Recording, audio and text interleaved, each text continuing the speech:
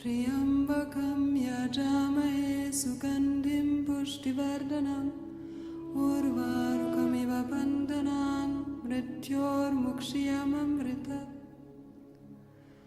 Om Triambakam yajamahe sugandhim pushtivardhanam urvarukamiva bandhanam mrityormukshiyamamrita. Om Triambakam yajamahe sugandhim pushtivardhanam urvarukamiva bandhanam mrityormukshiyamamrita. Om Shanti, Shanti, Shanti.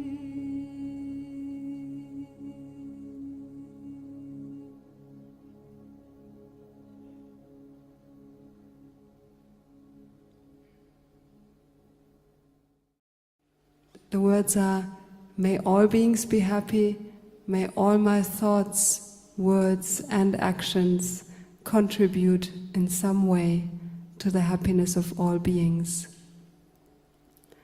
Loka samasta sukhino bhavantu. Loka samasta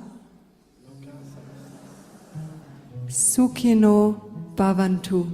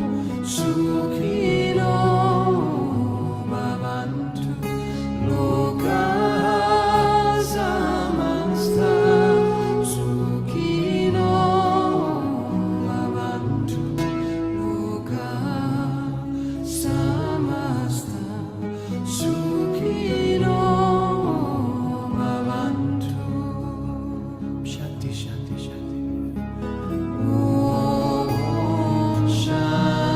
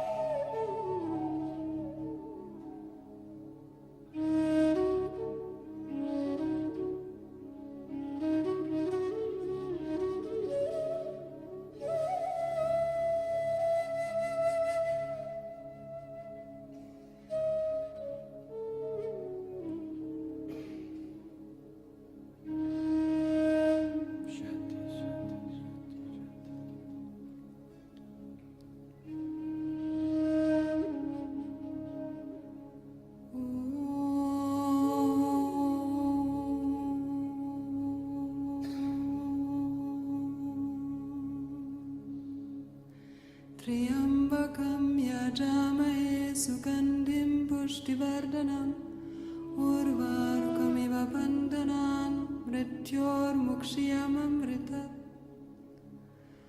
Om Triambakam Yajamahe Sugandhim Pushtivardhanam Urvarukamiva Bandhanan Mrityormukshiyamamritat Om Triambakam Yajamahe Sugandhim Pushtivardhanam Urvarukamiva Bandhanan Mrityormukshiyamamritat Om Shanti, Shanti, Shanti.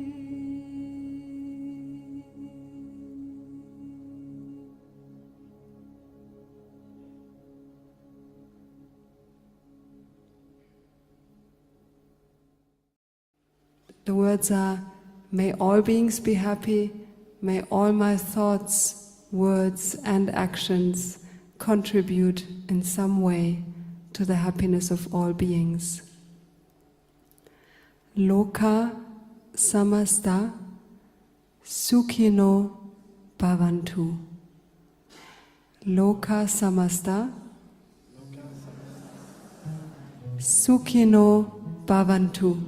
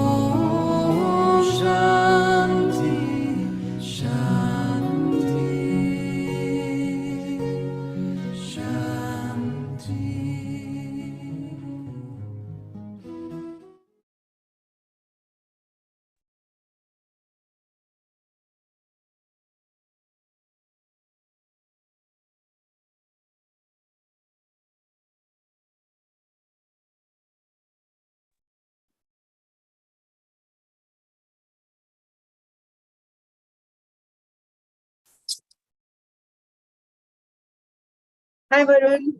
Hi, Navki. I also have to call you Navki now. You don't have to, only if you wish to. Of course, it's lovely. Someone asked about the painting behind you yesterday, the chair and the shadows. They were like, oh, is there some significance to it? I don't remember the name. I think it was Namrata. She was asking. No. I mean, not that I know of. Now let me think and figure it out. Make some new synaptic connections about it. Yeah. Nice. So, hi, friends, travelers, manifestors, meditators, masters. Very, very good evening from India. And welcome to day 13 of Manifestation Decoded. So happy to have you all here with us, continuing this fantastic luminous journey. Today, we are going to be talking about brain waves and chakras, a very, very inherent and complex, but almost like an eternal connection, which Varun will take us through. And before that, just a quick recall from yesterday, where we started with discussing how the brain is a phenomenal and the most mind-blowing organ in the world, how it is a superconductor, And neurons are the nerve cells that when they wire together, they fire together. What links in the brain syncs in the brain. We discussed the two ways the synaptic connections are made. One was the semantic memories and one were the episodic memories. We also discussed the memory systems, the declarative and the non-declarative. If you go back to yesterday's session, you'll see how we discussed explicit memories, which become knowledge and experience. And in the non-declarative, we had skills, habits, behaviors, which are stored in the cerebellum. And Varun explained how we can say that knowledge is for the mind and experience is for the body. We went on to discuss neurorigidity and then neuroplasticity, wherein the brain's ability to change its synaptic wiring helps us to think out of the box. And, it's an organ that's forever ready for you to make new connections, learn new. And I think it was a very important takeaway that to be a lifelong learner is fantastic for your brain, mind, soul, and it always keeps you renewed, pumped, and fully charged. We discussed the laws of the brain, laws of association, laws of repetition, which helps us to remember. And in the law of repetition, we saw how thought turns to action and then feelings and then skill. And how anything new we learn initially seems like maybe like a roadblock and then it becomes the road.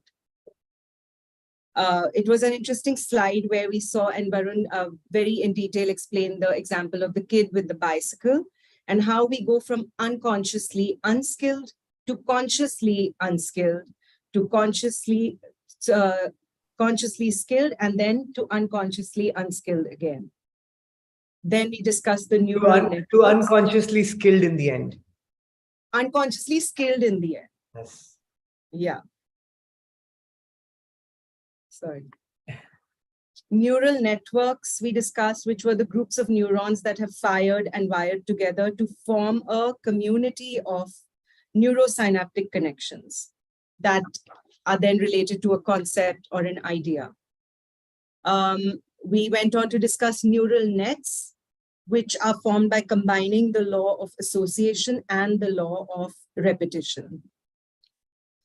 And we have the power to create our own new neural nets continually and keep turning our lives around in, to our favor and accelerate like that. And very importantly, towards the end, we discussed how nerve cells that do not fire together no longer wire together.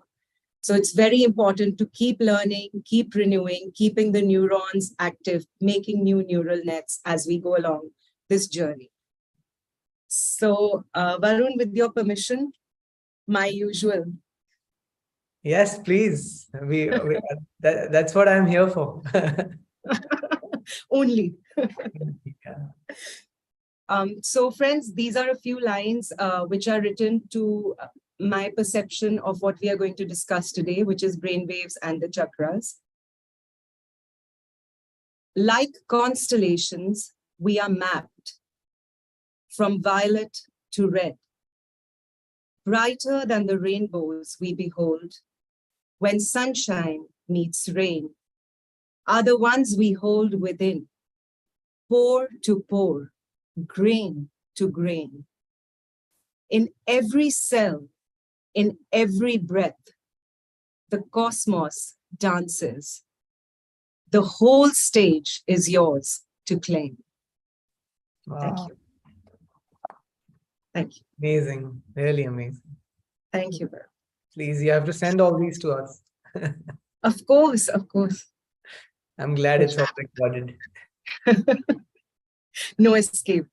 No escape. Awesome, awesome, awesome. So over to you, Varun, however Okay. you want to take. Thank you, Navkirat. So, friends, a very, very warm welcome to all of you from Dubai. I'm in Dubai right now, and I'm really looking forward to this topic because we covered a very good part yesterday, which was neuroscience. So you really understand the power of your brain Now what we're going to do is we're going to really go into a little more detail of how brain waves make an impact to our life, and how in different times of our life, in different ages of our life, we live in different brain waves. And even during a day, how we move from one brain wave to another brain wave. And I think it's very important to know that, because once you have the knowledge, as we spoke, you can use that knowledge to your advantage. You will understand how to really come over any of your issues or problems, and really create from the knowledge. So I really want your 100% attention for the next 1 hour. We're going to cover brainwaves, which I'm sure many of you have not really done before. And it's going to be a very, very exciting topic. And then we will move to chakras. A lot of you know what chakras are, and have, especially in India, we've been born to understand that we have these 7 main chakras in our body, and each chakras means something. But today we are going to just understand each one of them, how energies and different emotions are stored in each of the chakras, and how we can use our chakras, and how we can balance our chakras, so that the energy really moves in our system. And again, we can live in elevated emotions rather than limited emotions. So great, friends. Let's begin. Brainwaves and chakras.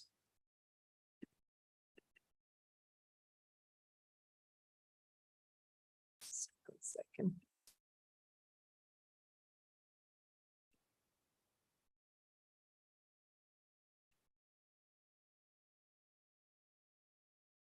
I hope you can see my screen.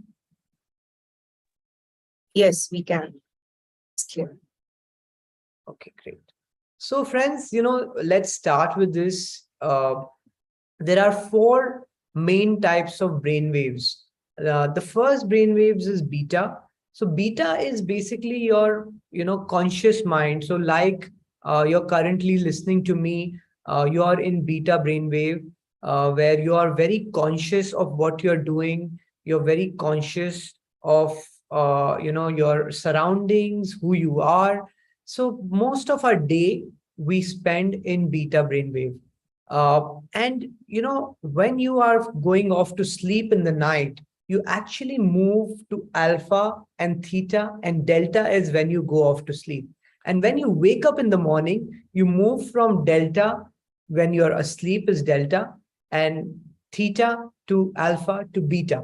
So you can say 2 times in your day, you actually move from beta to delta, and again in the morning, delta to beta. So friends, what beta is? Beta is a conscious, your conscious brain, your conscious awareness. Alpha is when you actually go into your subconscious, and theta is when you're absolutely in your subconscious, and delta is when you just go off to sleep. So today we're going to talk about each of these brain waves, from beta, alpha, theta to delta.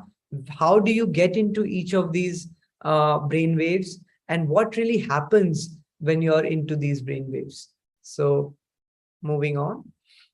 So friends, the first thing we want to understand is, the comparison and the difference between different brain waves in adults. So when you look at a brain scan, and then when you look at a beta brainwave, it's a lot more volatile. And as you get into alpha, so for example, when you meditate, you actually start moving into an alpha brainwave. And that's why we say that meditation is so important, because it helps you calm your brain. You slowly, start losing your identity, and you start moving into something what's called the alpha brainwave. And you can see in a scan, an alpha brainwave is a lot less volatile than a beta brainwave. So as you start calming your mind, your brainwaves also start to calm down. It becomes a lot less volatile. And then when you go into really, really deep meditation and completely into your subconscious, where you really forget who you are, where you go beyond your identity, you move into something called the theta brainwave, where you're completely in the subconscious and you are in the theta brainwave, and you can see the brainwaves in the theta brainwave. The scan is a lot less volatile. It's very, very stable. You're very, very calm in that state. And then finally, the delta brainwave, when you are asleep, when you fall asleep, you're in the delta brainwave. Now check this out. Look at gamma brainwave. And gamma brainwave is, it looks a lot more volatile than beta brainwave, but actually gamma brainwave is when you are having a mystical experience. So a lot of time, we've seen in transcendental breath work, or when people are in deep state of meditation, they experience something called the gamma brainwave. And at that time, if you do their brain scan, you'd be like, oh my God, this guy is having a seizure attack. But he is actually into the super consciousness state. And that's when, you really liberate a lot of energy. You actually energize each cell of your body, and that energy is now used to heal, to heal yourself. So we've seen in transcendental breathwork, a lot of people have actually in one breathwork have healed their chronic diseases. In one breathwork have, reduced their, so many of their, physical conditions, and so many of their, levels of parameters in their, physical levels, like blood sugar, blood pressure, because they go into this gamma brainwave and they really use that energy to heal the part where the healing is required. So we've seen people heal their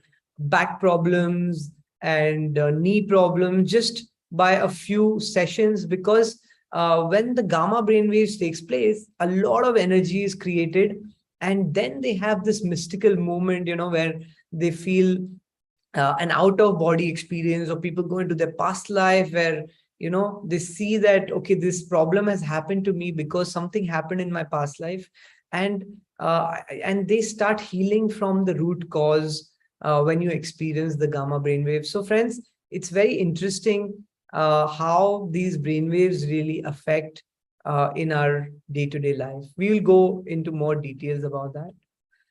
So this is the brainwave development chart, friends. This is what tells us that how we are in different brainwaves in different parts of our life, different stages of our life. So if you look at a kid who is from 0 to 2 years of age, he's pretty much in delta brainwaves. And if you see the cycles per second in delta brainwave, it's about 0.5 to 4 cycles per second. As he grows a little older, he is, from 2 to 6 years of age, he is in something called the theta brainwave, and it's about 4 to 8 cycles per second. So you can say that, a child which is between 0 to 6 years of age, he's completely in the subconscious mind. So when the child from 0 to 6 years of age is completely in his subconscious mind, so all the informations, all the knowledge that he's getting as a child from 0 to 6 years of age, all that information is coming in unencoded without any filter. So whatever you tell the child, in 0 to 6 years of age, all that just goes into the subconscious directly. So because at that time, the child has not developed the analytical facility to process the information. He's not developed the analytical facility to reason whether what you're saying is right or wrong. So whatever a child hears, sees, feels, he believes it as reality. He takes it on face value. So when you tell a child that there is a Santa Claus, he believes there's a Santa Claus. He truly believes that, whatever he wishes, Santa will come and give him whatever he wants. So, friends, it's very, very important how we think, how we act, how we behave, what we say, how we react to our kids, especially from 0 to 6 years of age, because it's the most impressionable age whatever they see, whatever they hear, whatever environment you create for them, it directly gets stored in their subconscious, because when they are in their delta and theta stage, they're completely in their subconscious, and every information goes in directly into their subconscious. From 6 to 12 years of age, the kids actually move to something called the alpha brainwave, which is also subconscious. But now they begin to form their analytical facility slowly. They begin to learn the laws of the land. They begin to understand that there is no Santa Claus. And now they're beginning to understand how life really works. But they're still in a very, very imaginary world from 6 to 12 years of age. They're in alpha brain waves. It's about 8 to 13 cycles per second, and they live in an imaginary world. So if you ask a 6-year-old child that act like a rabbit, and you come back from work in the evening and the child is still acting like a rabbit, they love role plays and they are completely in the imaginary world. If you ask an adult to act like a rabbit, in 5 minutes he'll do it, and then he's like, okay, what do I do next? So friends, a child, that's why, in that 6 to 12 years of age, is in a very imaginary world. They love art, they love role plays, and a lot of times what you say does not enter, when you try to reason things and tell them things, they do not understand, because they are in their own imaginary world. So the entire 0 to 12 years is a very, very crucial stage for the kids. It's an age where you can really make an impact, because after 12 years of age, they are going to be their own person. Then you will have a very little control over them. They will make their own identity. They will make their own life. So when you go beyond 12 years of age, that's when they start experiencing, they start developing a proper analytical facility. They are their own person. They start to experience what we call low beta, mid beta. So if you see the cycles in low beta, it's about 13 to 15 cycles. Mid beta is about 16 to 22 cycles per second. So as a child crosses a 12 years of age, they begin to they begin to experience and express a lot of emotions like anger, frustration, and you always wonder, what happened to my child? What is wrong with him? He was never like that. But it's very, very normal. So do not get shocked, because it's very, very normal. They are only reacting and reflecting what they have learned over the past 12 years. And the first 12 years, whatever has really gone in, whatever they've seen, whatever they felt, whatever they have observed, their parents do, their surroundings do, all that emotions and reactions and memory starts, they start to express. So do not get scared as your child begins to change when they are in when they cross 12 years of age. Now, as you grow an adult, as you cross 25, 30, 35 years of age, you start experiencing something what's called the high beta state. And high beta is very, very harmful. You really go into a stress hormone. So whenever as adults we experience any stress, we go into something called the high beta state. And check this out, the high beta waves is 22 to 50 cycles per second, which is almost 3 times the low beta state, low beta waves. So you're really out of balance, you're really in stress, and you experience something called the high beta stage. That's when you're facing a lot of challenge in your external environment. You're facing a threat in your external environment, and you're really scared, and you've gone into something called a stress hormone, or you go into a survival mode, is what we call. So let me give you an example.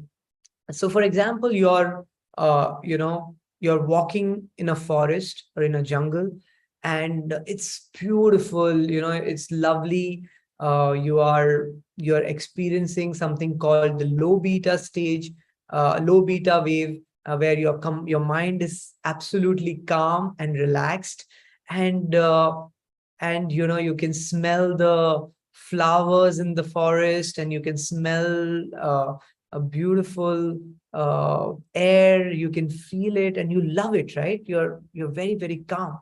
Suddenly there's a lion in front of you, and what happens? You, as soon as you see a lion, you activate something called the primitive or the sympathetic nervous system in your body, and your neocortex, which is your thinking brain, sends a signal to the limbic brain, which has stored a lion as a threat. That memory is stored in the limbic brain, that lion is a threat.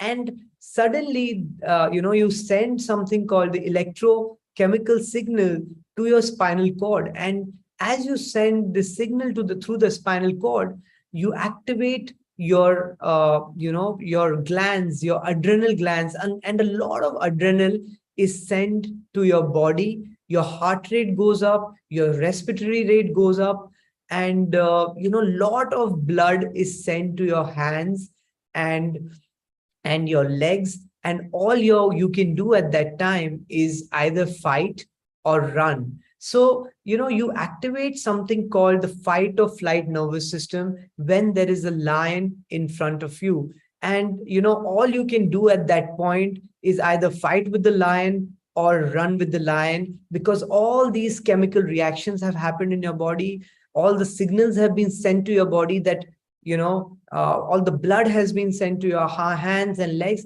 and all you can do in that moment, because you've activated the primitive sympathetic nervous system, the fight or flight mode, and you can only do at that moment is either fight or run. Now, the funny thing is that it doesn't have to be a lion. It can be a mother-in-law. And the same emotional reaction happens, because the brain doesn't know the difference between a lion or a mother-in-law. And the same reaction happens. The neocortex sends the signal to the limbic brain. It sends the signal to the spinal cord. Your adrenals are activated. You send a lot of adrenaline to your entire body. And again, you're prepared for the worst case scenario, because the brain is actually taking that person as a threat to you. And when you experience threat in your external environment, you get into the fight or flight nervous system. So it could be a person that knocks you out of balance. Now, what's even more... Varun, is your mother-in-law attending? I always apologize to all the mother-in-laws in the end. So I'm really sorry for... but I just feel it's such a funny example. Okay, sorry. But it could also be a daughter-in-law. So yeah, it's all interconnected. Or a boss, or an employee. So it could be any person. Yeah, but that doesn't sound as juicy. Yeah, it's not as juicy. So the friends, it doesn't even have to be a person. It can just be thought alone, and you can auto-suggest to your brain, and your thought alone can literally knock you out of balance. And when you're into this high beta state, so you can tell your mind that, I don't have money to pay the bills tomorrow, or the next month's salary I cannot pay, and you're thinking of the worst case scenario and not able to sleep, and you knock your body out of balance, and you're into this high beta stage. And the brain does not understand the difference between a lion, a person, or just thought alone. By just thought alone, you can go into this high beta stage. And when you are in this high beta state, what really happens is you release something called cortisol. And cortisol is a very, very harmful chemical. Cortisol is an anti-inflammatory, anti-pain chemical. So, when there is a lion in front of you, you release a lot of adrenaline, cortisol, and it's great in the short term because, you can run from that lion without any pain, without any inflammation for a very long period of time. But in the long run, if you experience this high beta again and again, and if you keep releasing this cortisol chemical again and again, it really breaks down your immunity. And this cortisol as a chemical is very, very toxic, is very, very addictive. You want to again and again go back to that high beta state because it's extremely toxic, it's extremely addictive. You want to think of the worst case scenario, and just by thought alone you can really knock your body out of balance, and you're headed for a disease just by thought alone. And what happens is, this cortisol is extremely, extremely addictive. So when you're in fight or flight nervous system, you cannot think of growth and repair, right? You're only thinking of how can I run away from that situation. You're thinking of the worst case scenario. So the point I'm trying to make here is, friends, that when you are in the stress mode or in the fight or flight nervous system, you cannot be in the growth or repair nervous system. You cannot be in the parasympathetic nervous system. Parasympathetic nervous system is your creative mode, is your mode where you can think of growth, you can think of repair. So as you go into lower brainwave, which is the low beta, alpha, theta, that is when you are in the parasympathetic nervous system. That is when you are in the repair mode, in the growth mode. So you cannot be in the stress mode, you cannot be in the survival mode and in the growth mode at the same time. Either you can be there or you can be here. So it's very important, friends, for us to realize when we are activating our stress hormones, because it's important to understand. And a lot of times people turn to alcohol or cigarettes or drugs to get their cortisol levels down or to get their stress levels down. They feel, one drink in the night makes me relaxed, I get good sleep, or whenever people are stressed, they smoke and they feel that, oh, now my stress level is going down. But the cortisol is a very, very addictive chemical. The more you use all these substances, you'll have to do that more and more, because them substances themselves are also very addictive, and you really head yourself towards disease, and it's a very, very bad vicious cycle. And when you can actually calm your mind by doing meditations and breath work, why would one ever go to a substance to calm themselves down? But a lot of times people take on to substance is because they face these extreme stress, and they experience something called the high beta brainwave. And because the cycles are so high, at that time, they are not able to take the right decision. In the survival mode, you have the best chance of choosing for the worst outcome, right? You have the best chance of making the worst decision because you're thinking from the state of survival. You're very, very object focused. When there's a lion in front of you, all you're going to do is think of saving your life, nothing else, right? So just think about it. You're chilling on a beach with your family, and you're talking about where you want to go for vacation next summer, and suddenly there is a tsunami that comes from the sea, and you go into something called the fight or flight nervous system, and you get into this high beta stage. At that time, you're not going to talk to your wife about remodeling your kitchen, right? You're going to just think about how do we save our family's life and how do we survive. So when you're in survival mode, you can never be in repair mode. When you're in the sympathetic nervous system, you cannot be in the parasympathetic nervous system. So, and a lot of us, for years and years, spend their life and moments of the day into this high stress mode. A lot of people, their work gets them into high stress mode, their relationships get them into high stress mode, and that is really, really bad for our immunity, for our system. And this is when we are really headed for disease, because the cortisol really breaks down the immunity. So friends, I'll move on to the next one, and I hope it's clear to you. So friends, we talked about the cortisol level, and there is a very inverse relationship between the adrenal hormones, which is cortisol, and the melatonin. So melatonin is the growth and repair chemical which our brain releases. So when your cortisol level actually goes up, your melatonin level goes down. And you must have heard of melatonin. It's a repair chemical. A lot of times when people don't get sleep, doctors give them a melatonin pill so that they can calm themselves down and go to sleep. But your brain actually creates, when you're into deep state of meditation or when you do breath work, your brain creates, when you're in alpha and theta brainwave, your brain creates melatonin. And when melatonin level goes up, your cortisol level automatically goes down. So, there is a very inverse relationship between, melatonin and cortisol, right? And your pineal gland actually releases melatonin when you are into deep state of meditation. And there are lots of benefits of melatonin, friends. It lowers the cortisol level. It lowers your triglycerides level, which is your cholesterol.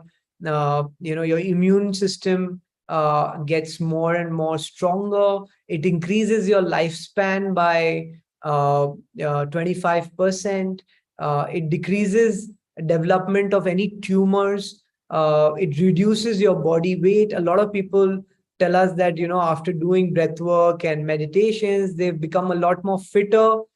They feel they are younger, which is true, because, when you release this lovely chemical called melatonin, it actually makes you younger, and it is an anti-aging chemical. So you physically feel younger, and it promotes DNA repair and it replenishes you, it revives you, and you feel a lot more revived. So it's a beautiful chemical, and when you are meditating, you automatically release this chemical, and it lowers your stress hormones.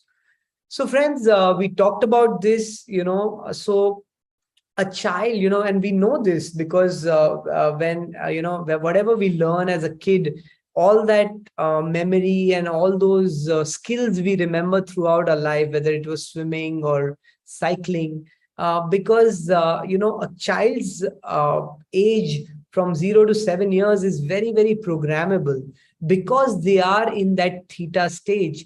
They are in that delta and theta stage, and because they are in that delta and theta brainwave, and they are into the subconscious, and they are into the programmable stage.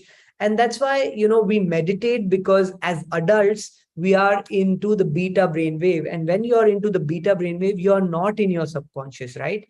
So unlike a child who can learn very fast, an adult cannot learn very fast like a child, because a child is in alpha and theta brainwave and delta brainwave, but adults are in beta brainwave, and you are very far from your subconscious. So when we meditate, we actually move into the alpha and theta brainwaves, and it becomes a lot more easier to enter the subconscious, to enter the to break into the analytical mind and enter your subconscious and program from there. So when you're into, that's why we take you into that alpha and theta stage, and that's where you sow your intention. If you sow your intentions, when you're working in your office, or when you're very wired and you're very conscious, it does not go into the subconscious. You're thinking from a very conscious mind. But the trick is to go into the subconscious and sow the seed into the subconscious. And to go into the subconscious, you need to go into the alpha and theta brainwaves. So the whole purpose of doing all these exercises and meditations and breath work is to break into the analytical mind, to go beyond your ego, because your ego is an extension. Your analytical mind is an extension of your ego. So how we can, go down from the high beta to mid beta to low beta, and then there is an analytical mind, right? How we can, go through that analytical mind and enter from the conscious to the subconscious. And once you're in the alpha and theta, you are in deep, you're in the unconscious, you're in the subconscious mind. And it's very easy to program into the subconscious. So once you cross your analytical mind, once you go beyond your ego, and that's why we see become nobody, no one, no place, no thing, nowhere, because you just have to lose everything to start to program your subconscious, to rewire your program. You can start firing and wiring new information into the subconscious when you're in the alpha and theta brainwaves. And friends, you will know once you start meditating for months and years, you will exactly know when you are into that alpha and theta brainwave. You will feel that nothingness, and you will feel that you are very separate from your body. You feel that oneness, and I'm sure a lot of you have experienced that in your meditation. So the idea is to get there and create from there. And it is the gateway to your software program, right? You cross your analytical mind, and that's the gateway to your software program, and you start changing from there. So one can say that the thinner the analytical mind, the more suggestible you are, and the thicker the analytical mind, the less suggestible you are. Because your analytical mind is your identities, your ego. The faster you dissolve it, the faster, the more suggestible you are, the faster you can create and enter into the subconscious. Friends, you must have heard this word coherence. We do heart coherence and brain coherence, and the whole purpose is to get into alignment. An incoherent brain is like lightning, is like a lightning storm in the cloud, right? So, I'll let you know about this workshop we did in Berlin, in Germany, of Dr. Joe Dispenza, and it was a phenomenal workshop. For 8 days we did this workshop. We used to wake up at 4 a.m., meditate for 4-5 hours to start with, and then do many meditations through the day and end the session at 8 p.m. in the night. So it used to be like a 16-hour non-stop session. And it was wonderful because, we learned a lot of knowledge. And with that, we used a lot of science to understand what's really happening in our brain. So we actually did, while meditating, we put all these machines on our head, and we saw how incoherent brainwaves became coherent brainwave, how we moved from, beta to alpha to theta brainwave. And many times, a lot of us even experience what's called the gamma brainwave in the middle of our meditation. So when we saw those scans, it was just outstanding and amazing to know that, oh my God, all this goes inside our brain and we don't even realize it. We don't even know it. We are not even conscious about it, right? So it's very good to know all this knowledge, because when that situation comes, you are ready for it to understand and you're ready for it to change. The awareness itself will make you change. So that's why, there is a big difference between a coherent brainwave and an incoherent brainwave, right? When your waves are incoherent, that means you're not stable. You're in that stress hormone. You're in the survival mode. And even your thoughts, all your thoughts, all your thinking, the way you behave, everything changes. You automatically get negative thoughts. You feel sick. You feel that I do not have enough time. I do not have enough money. I cannot sleep properly. Nobody loves me. My back hurts. You get all these kinds of negative thoughts and you don't even realize it. You don't want those thoughts, but because your brain waves are incoherent, you're experiencing stress in your brain. That's why you feel these wrong thoughts and what we call ants, which is automated negative thoughts, because your brain waves are not coherent. Once your brain waves are in coherence and they are coherent, you start to you start balancing it and you start feeling whole. You love your life, you feel more spontaneous, you're very clear, you have that clarity in your head. You start trusting the universe, right? You're like, okay, whatever happens, and even then negative things happen around you, you're wondering, why am I so happy still, right? With all these challenges, there's something inside of me that doesn't stress me, that still keeps me happy. And we talked about this whole neural nets that we can form ourselves into our brains. And this is another thing, right? This is great for day to day, to know that you can really calm yourself down through meditation and make your incoherent brainwaves turn into coherent brainwaves. Start moving from that at high beta stage to mid beta to low beta, and start entering into alpha and theta stage, right? And that's when you're really in touch with yourself. You're really creating from the subconscious. So friends, you can say that an incoherent brainwave is like disease. And as you start entering into your subconscious, you start to heal, you start to get into coherence. And, so all the diseases that we have in our life, it all starts with our thoughts, with our emotions. There was a great work, done by Louis Hay. I'm sure Shreans would have shown you that slide about how we store different emotions in different parts of our body. And Louis Hay has done a great job explaining her in her book, You Can Heal Your Life is a book. And where she says that every disease actually comes from some kind of unresolved emotion, some kind of unresolved block that we have in our body, and an emotion that we've not resolved with ourselves.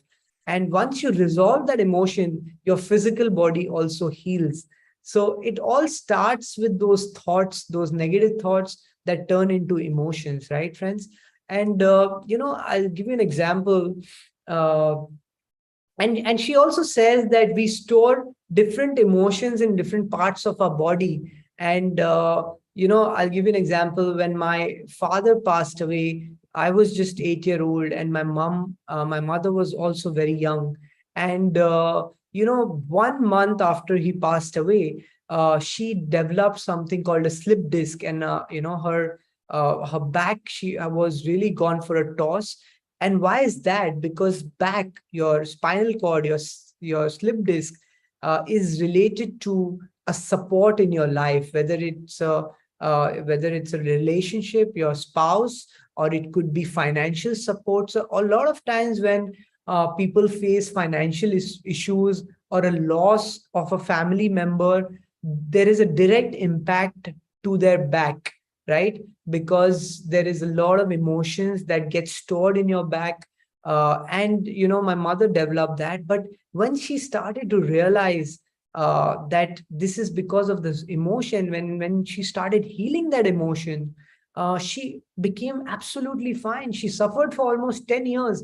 And through meditations, through breath works, through pranayam, through yoga, swimming, she did everything she could. And when doctors see her report today, they tell her that, how can she even walk? And she travels, she takes flights, and she can do everything. So she's a great inspiration to me, because her dedication to heal herself and to come out of that situation. And now she's, over 72, but she's as young as, 55. So she's really healed herself out of that situation, because she understood that there was a blocked emotion which she needed to resolve. And when that emotion got resolved, her back issue completely got healed. So it's amazing how you need to understand what emotions are triggering you. A lot of times people have knee pain. Knee pains are related to that you cannot make decisions in your life, or you're not able to move forward in your life. And when you're not able to move forward or not take important decisions, people develop knee pains, right? Or you feel stuck in one place. So a different emotions create different problems in their life. And you should read this book, You Can Heal Your Life, by Louise Hay. And she talks about all the body parts and what emotions get stored in each of these body parts. So I just thought, I just digressed a bit, but I thought that was important because it tells us how emotions gets stored in different part of our body. And now, friends, we'll move to chakras. I want to talk about a very important concept in chakras. We all know about chakras. We all know that there are different chakras in our body, from our crown chakra to our root chakra, we have our heart chakra, throat chakra, third eye, solar plexus, navel. So these are the different main 7 chakras in our body. What I want to explain you is that we store different emotions in different chakras of our body. And when energy becomes stuck in our body, it cannot flow into the higher chakras. Since emotions are energy, we all know that emotions are energy. These emotions get stuck in different centers or chakras, and we cannot evolve. So a lot of our emotions get blocked in different chakras of our body. So for example, our solar plexus, which is our third chakra, we store emotions like competition, control, fear, impatience, ego. A lot of these emotions get stored, and the energy is not able to move to your higher centers. It's not able to move to your heart center, to your throat center, to your third eye, to your crown center, crown chakra. So energies get stuck in the lower chakras, and it's universal, friends. This is with every one of us. We store these energies, we store these emotions in these specific chakras. So for example, our navel chakra, you store what's emotions like guilt, shame, pain, unworthiness, lack. So these are the emotions we store in our navel chakra. Victimization. And in our root chakra, we store all the sexual emotions like trauma from molestation, sexual anxiety, sexual addiction. So these are the emotions, sexual pain or confusion. A lot of these emotions are stored in our root chakra. And we are not able to evolve because when energies are stuck, we are not able to rotate the energy. We are not able to create that circulation of energy in our body, and we are not able to evolve. We are not able to grow. So when you start to meditate, automatically, your chakra starts to balance. And today we are going to do the chakra balancing meditation, we will go to each of these chakras, and we're going to balance each of our chakras. And it's amazing when we balance our chakras. A lot of these emotions also get balanced, and you release a lot of these unwanted thoughts and emotions. So friends, this is the divide. If you can see on the lower half, you store a lot of survival emotions. So like we talked about, when you're in high beta stage, you're in the survival mode. So even emotions at that stage are very, very, selfish emotions, or survival based emotions, or limited emotions, what we call them. And all those emotions get stored in your lower chakras, in your solar plexus, navel, and your root chakra. And some of these emotions are like doubt, fear, anger, insecurity, worry, anxiety, judgment, competition, shame, depression, lust, guilt, sadness, hostility. So these are all the emotions, all the negative emotions that get stored in our lower chakras, and we are not able to evolve. So when you start to meditate, when you start to do meditation, you automatically start to release these emotions from the root cause, from each one of your chakras. and you start sending energies to your higher centers, your higher chakras, like your heart chakra and your higher chakras. And that's when you start sending energies to your higher chakras, that's when you start to experience elevated emotions. And it's also linked to your brain waves, because when you start going into your alpha and theta brainwave, you automatically move away from your conscious, limited emotions, your ego. A lot of these emotions are linked to ego, right? And when you move away from that, you automatically start sending energies to your higher centers, and you start to feel elevated emotions. The whole purpose is, friends, all of us are going to feel these limited emotions, but the whole purpose is how we can live our life in the elevated emotional state, how we can feel gratitude, joy, inspiration, peace. When you start to experience these elevated emotions, you feel so whole. You start trusting the universe. You're in this knowingness that, jo bhi hoga, acha hi hoga. Whatever will happen will be for the best. I believe, I trust the universe.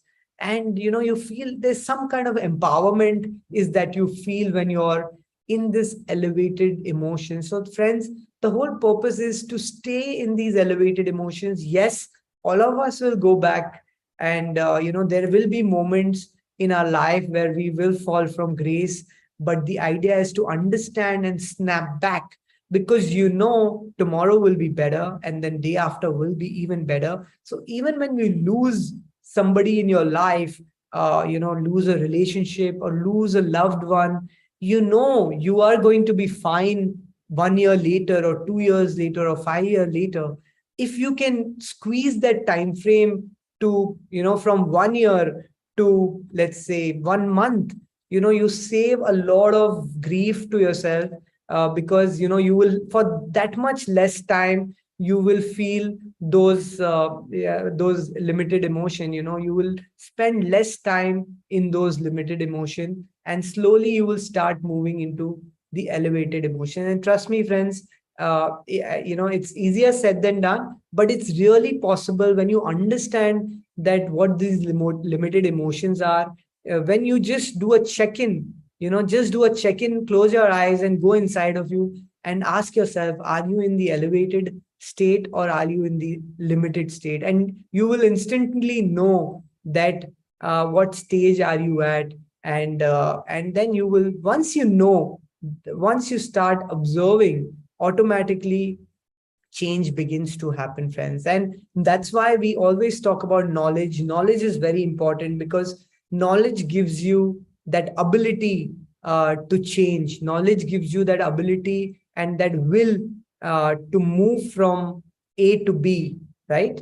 And that's why knowledge is so important. So, friends, this is another phenomenal work. I told you about Louise Hay. She did that work on how we store different emotions, different parts of our body. This is great work done by David Hawkins in his book called Power versus Force. It was phenomenal for me to read this, because, whatever we have learned and whatever we felt, this actually specifically tells us the energy levels of each emotion. And it's phenomenal through kinesiology, which is the way he measured each of these emotions and gave an energy level to that on a scale from 0 to 1,000. It was amazing to see how each of our emotion has an energy, and now you can measure those energies, right? So the lowest energy is shame. When you're shameful of yourself, shame is one of the lowest energy. Look at the score, it's only 20. And then there is guilt, which is 25, apathy, which is 50, grief 75, fear 100, desire is also a lower emotion, 125, anger is 150, pride 175. And then you start moving into the higher emotions like courage, willingness, reason, love. Look at love, it's like 500, on a scale from 0 to 1,000. And joy is 600, peace is 700, and enlightenment is 800 to 1000.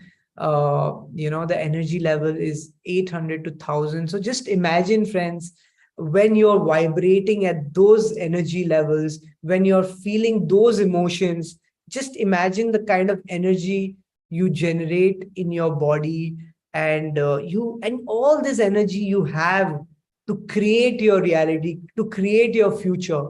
And it's all about the energy level what you have, because the higher is your energy level, the more you can flow, the more you can create, the more positive automatically you will be. So it's all linked, friends. Everything is connected. And from brain waves to chakras to our emotions, it's all a puzzle which we need to get it all together and fix it. And trust me, if you resolve one emotion, all the other emotions will get resolved.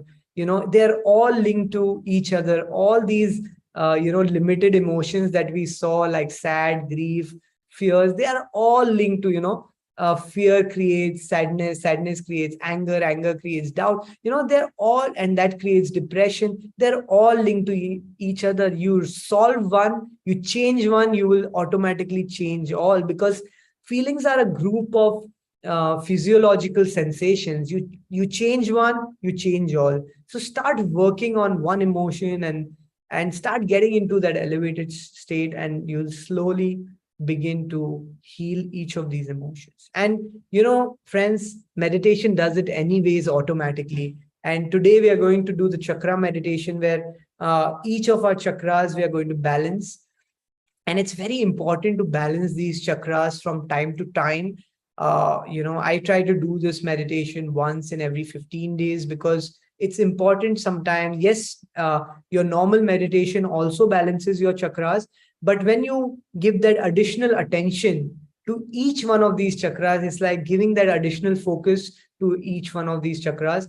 And when you give that additional focus, you start, there is an intention. And where you place your energy, where you place your attention is where you place your energy, right? And when you start placing your attention to each of these chakras, you automatically begin to balance these chakras.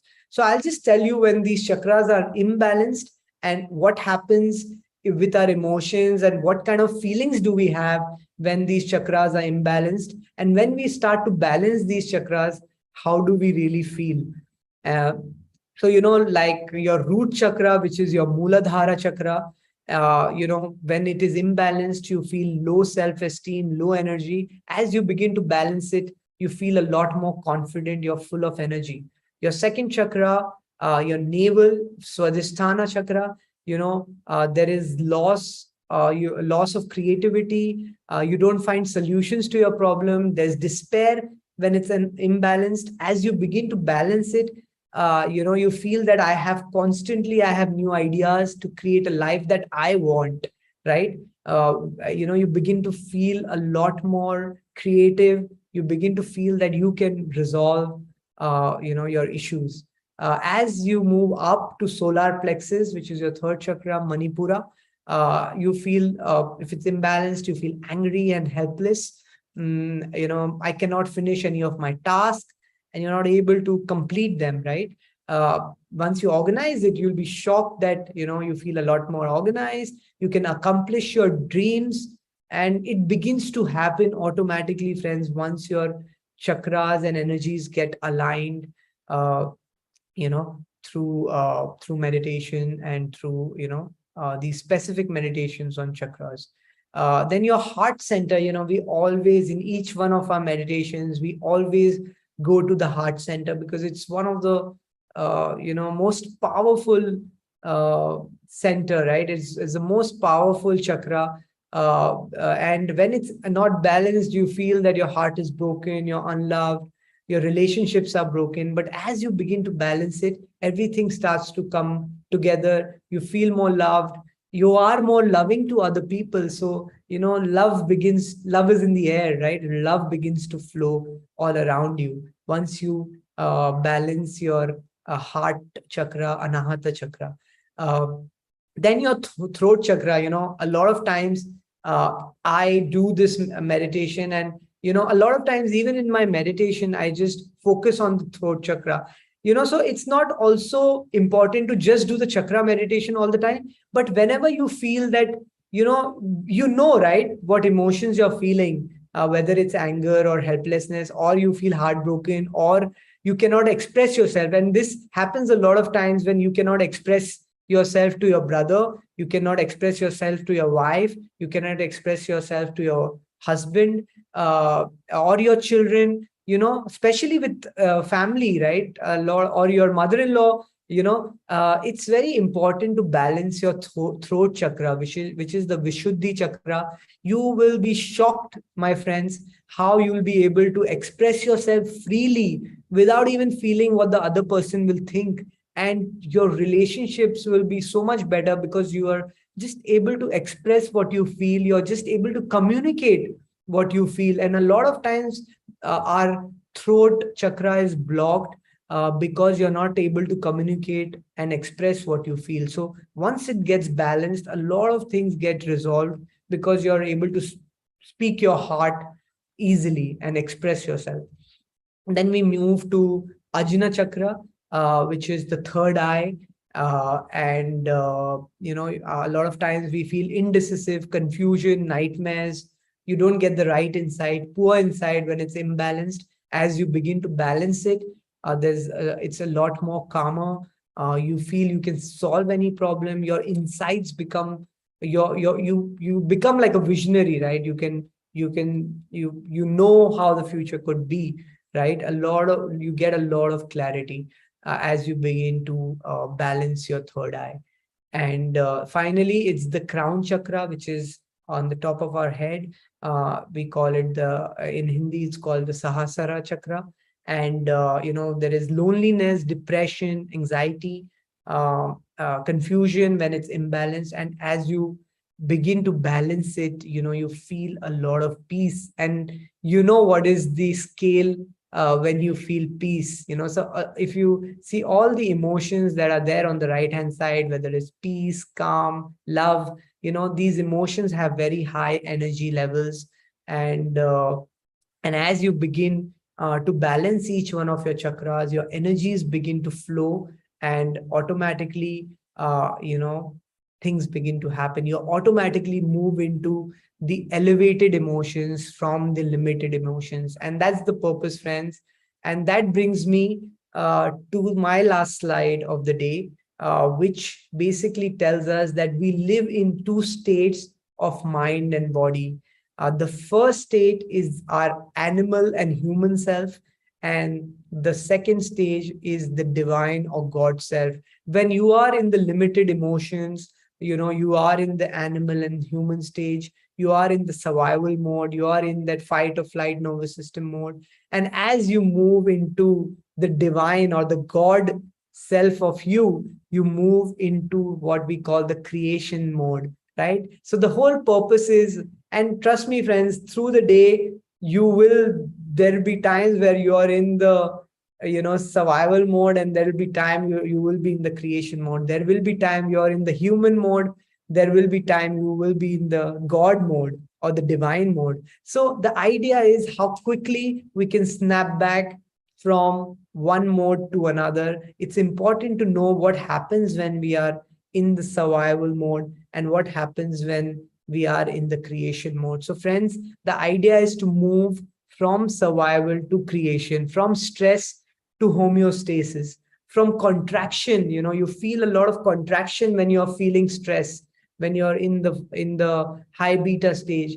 Idea is to move into expansion. When you are into deep state of meditation, when you go into alpha and theta stage, when you start balancing your chakras, you automatically feel a lot more expanded. You feel your heart center physically, where you will feel that it's open. When you're in that stress mode, you feel that somebody is crunching your heart. You feel that your heart is crunched, but you physically feel expanded when you are in the divine self of who you are. From catabolism to anabolism. Catabolism is tissue breakdown. We talked about when you release cortisol, your tissues you break down, your immunity drops, it breaks the immunity. So you have to move from catabolism to anabolism. Anabolism is when you're in the parasympathetic nervous system, where you are in the growth and repair mode. There is growth, it's happening. When you release the melatonin, you are having tissue repair rather than tissue breakdown, moving from disease to health, moving from imbalance to balance, imbalance to order, from breakdown to repair, from degeneration. There is a lot of degeneration when you are in the survival mode, to regeneration. When you are in the creation mode, you are regenerating, your cells, you are activating them, and you're creating a lot of energy. From me moving from survival based emotions like fear, anger, sadness, to elevated emotions, from limited emotions to elevated emotions. Elevated emotions like love, joy, trust, knowingness, gratitude. These are elevated emotions, friends. And our idea is how we can stay in those elevated emotions through the course of the day.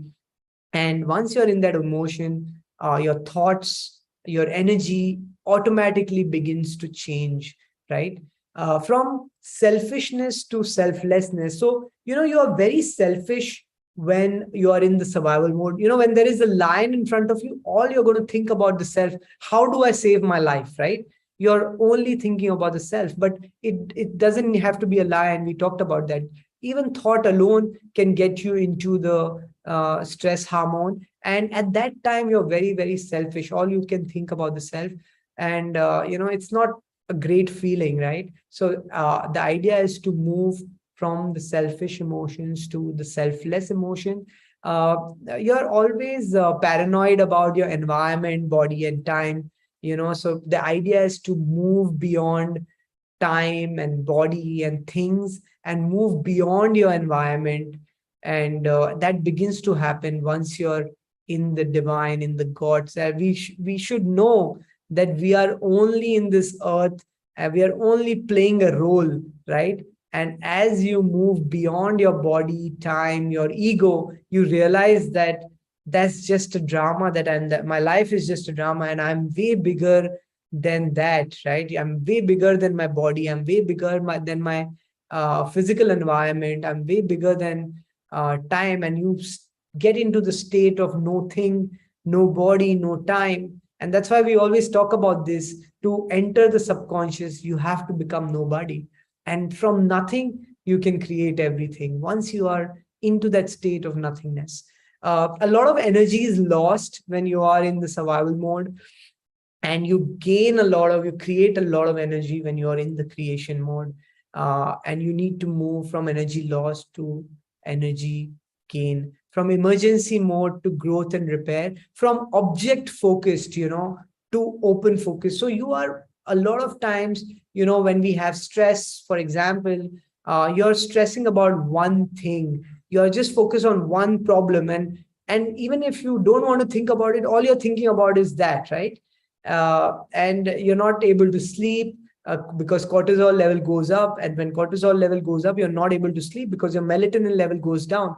And because you're focusing on that one object, you become very narrow focused, right? You just start, and you're not thinking about more possibilities. You're not open focused. So as you begin to get into the creations mode, your God self, you start becoming open focused. You start becoming more open to possibilities, more open to more open to other things in life, rather than just focusing on one thing. And when you're very object focused, for example, oh, I cannot pay the salary next month, all you're thinking about, oh, I can't pay the salary next month, I can't.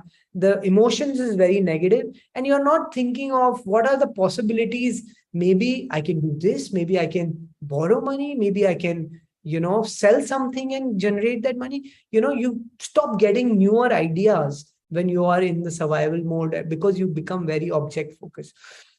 You feel very separated. So moving from separated to connected, you see life, the reality is determined by your senses. And when you're in the creation mode, in the divine mode, you feel reality beyond senses. And when your friends ask you, what is this meditation? It's all nonsense. And you tell them, yes, it is nonsense because it is beyond senses, right? And that's where we got to live from, beyond senses, and no, don't get so bogged down with our senses and determining reality by our senses. You live a life of cause and effect in the survival mode, where if this happens, then I'll be happy. If I get a car, then I'll be happy. If I marry the right person, then I'll be happy. If if my father-in-law gives me a house, then I'll be happy. So you create all these things which is in the external world that will make your internal world happy, right? You want that things to happen in the external world so that your internal world becomes happy. It has to be the other way around. When you're in the divine self of you, you will not wait for things to happen outside. You will make things happen inside first. So you will, rather than cause and effect, you will start causing an effect. So you will change your internal world. And trust me, friends, when you change your internal world, your external world has to change. It is the law, right? Your external world will change, and it will create things that you can't even imagine when you start changing your internal world. And no matter what the situation is, if you are in control of your internal world, that is inside of you, if you can control that, your external world will not affect you, and automatically everything in your external world will fall into place. So it's very important, from cause and effect, we have to move to causing an effect. From limited possibilities, we need to move to all possibilities. From an incoherence, we talked about it, from incoherence to coherence, and from known to the unknown. So we have to be ready. We always like the known devil. Let's stay with the known devil, right? But no, friends, you have to take the challenge. What's life without a royal challenge, right? You have to take the challenge, and you have to enter the unknown. And trust me, friends, when you enter the unknown and when you start trusting the universe, that's when you start drinking from a deeper well. So great, friends, that brings me to the end of my presentation. And I really wish and hope that we all trust the universe, and we all enter the unknown, and we all live from our elevated emotion, and we all experience the divine self of us, and we all drink from a deeper well. Thank you. Thank you so much. Thank you. Thank you so much, Varun. Great. So should we take, I hope you enjoyed the session. Thank you so much for listening to me. And now we can take a 3-minute break, and then, and guys, this is the chakra meditation. We're going to balance each one of our chakras, and it's going to be a beautiful meditation. I love this meditation. So I request all of you to do this and enjoy this and make the most of it. So let's take a 3-minute break. And yes, thank you for all your messages on the chat. I really, really appreciate it. Thank you. Thank you so much. Very, very humbling. Thank you. So let's start after 3 minutes.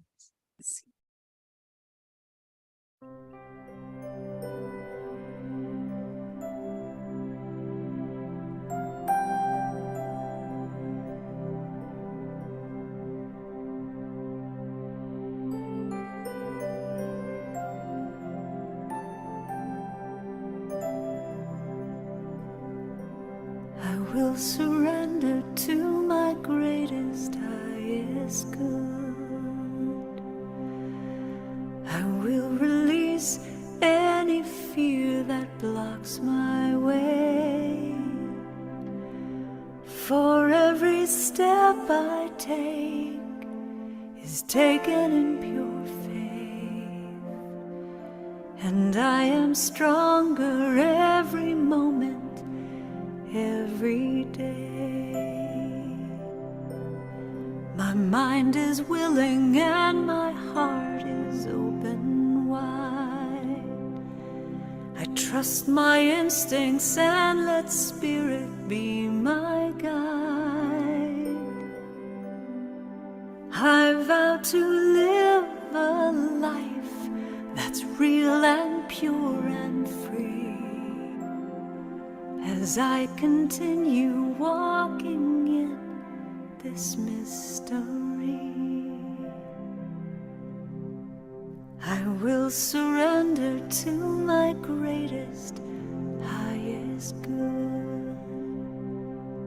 I will release any fear that blocks my way. For every step I take is taken in pure faith, and I am grateful every moment, every day. There may be walls, there may be roadblocks in my way, but I can choose to take a higher path each day.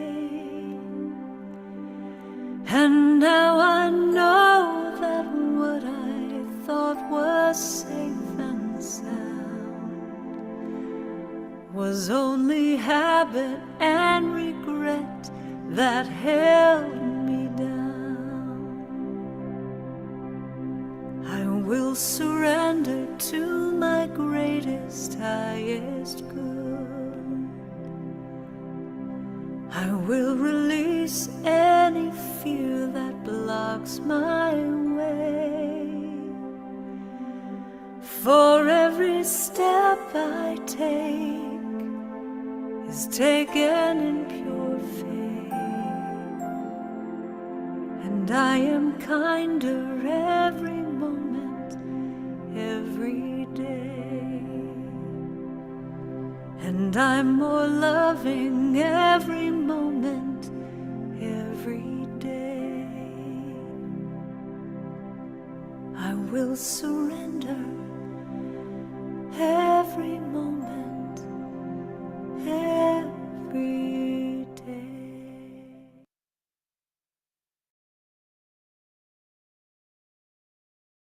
Great friends, I hope all of you are back, and let's begin the chakra meditation, and I hope you enjoy it. It's very beautifully recorded by Shreans, and it's completely guided, so you will exactly know when to focus on what chakras. And a lot of times he will say breathe from that chakra. So just the idea is that obviously, a lot of people have this question that how do I breathe from that chakra? The idea is just focus all your energy at that chakra and just feel that your nose is there, right? Just put all your attention there, because wherever you place your attention is where you place your energy. So just feel that you're at that chakra, and just focus at that chakra. And of course you will breathe from your nose, but just focus that all your energy is to that chakra. Okay, so shall we begin? Absolutely.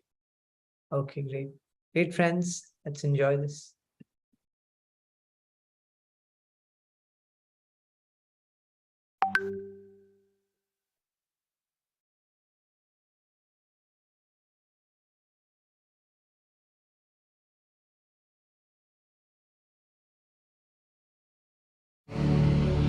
Take a comfortable position, sit up straight, clasp your hands, cross your legs, eyes closed. Today, our intention is to balance and harmonize all the chakras of our body.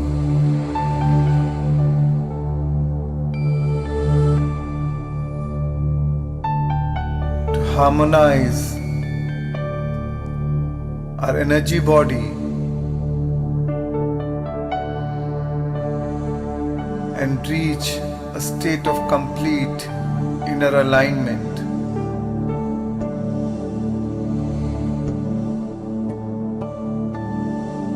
Our chakras are the energy centers in our body.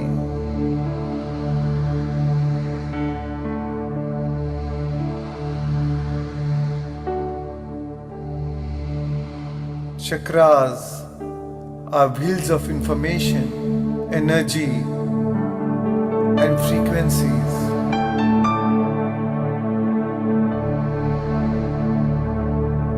So today we are going to combine music, certain tones and frequencies, harmonics, and our intention to harmonize and balance these energy centers. Allow the sound to do its job. Let it flow to your energy center. The process of this meditation is simple and is a great way to move from your old self to a new self. The first stage of meditation is brain coherence, where you make your mind empty. Lose your identity, drop all resistance, and raise your vibrations. Then we move to the second stage, where we'll put awareness to each and every chakra one by one, starting from your root chakra till your crown chakra.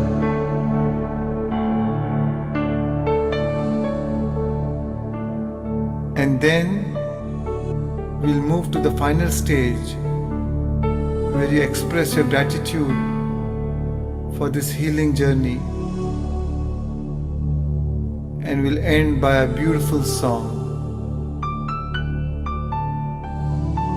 So I welcome you, dear friends, to participate in this powerful healing process. I hope you enjoy it.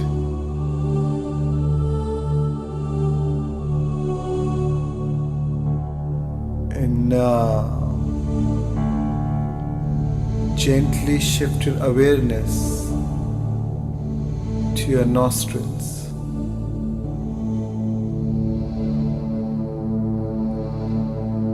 Take one deep breath in through your nostrils, and as you breathe out, relax.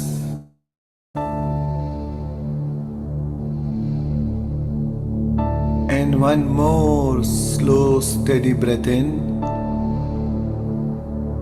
and as you exhale, let your whole body relax.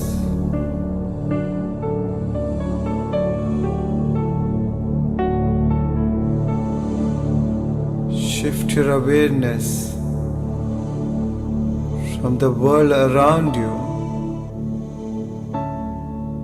to the world inside you.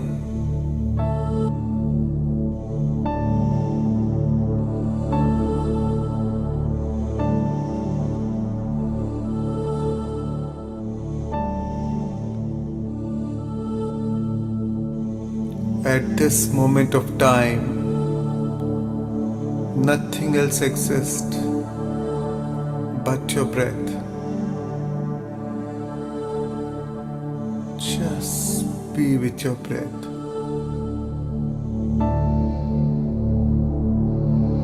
Normal, natural, simple,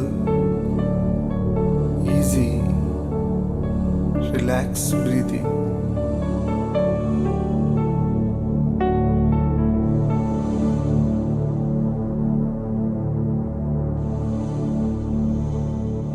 At this moment of time, completely drop your identity, your personality self, your ego,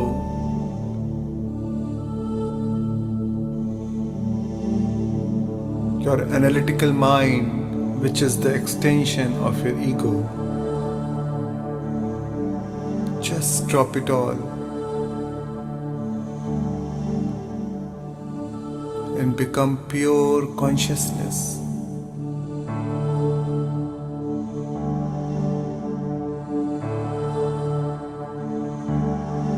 Withdraw your attention from all people, places, things, time and event,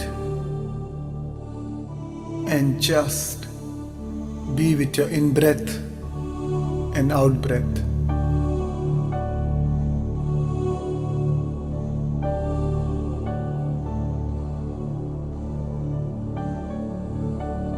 And as you observe each and every breath coming in and out of your nostrils, sense the temperature in your nostrils.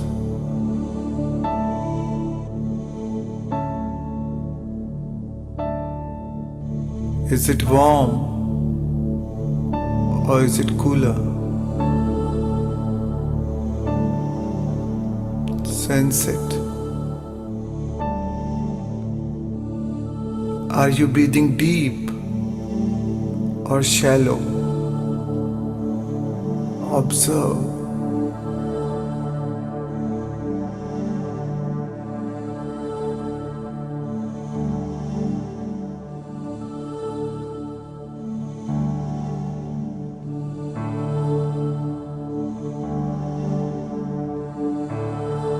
Each and every breath is keenly observed.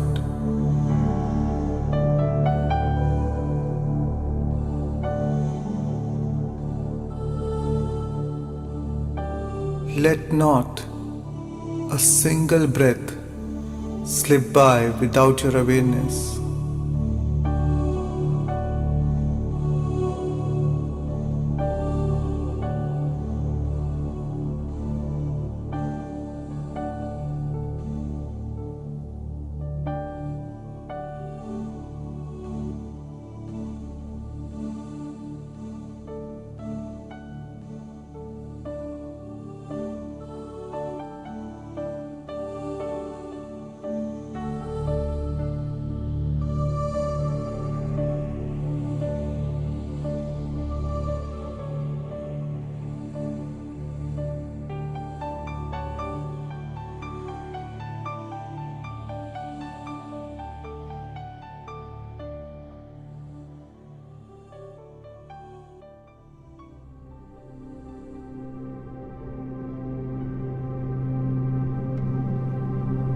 And now,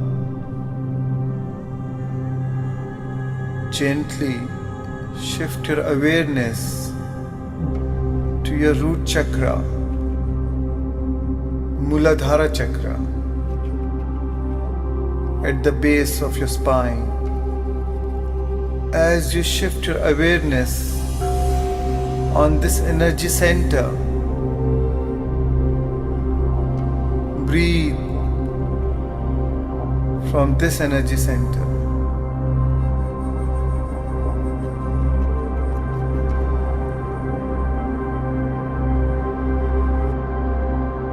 Remember, wherever your attention goes, your energy flows.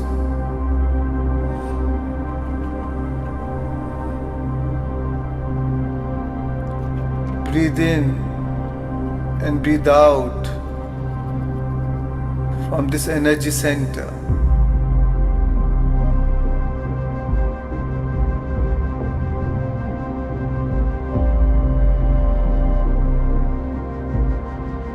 The Muladhara chakra represents element earth in our body.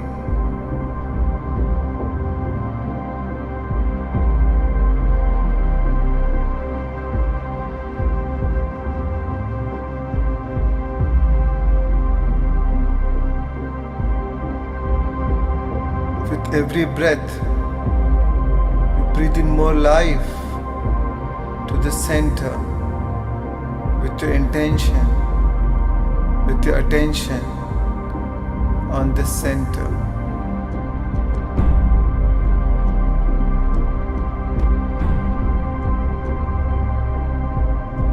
And now, mentally repeat with me. I am safe, supported, and nurtured in this world.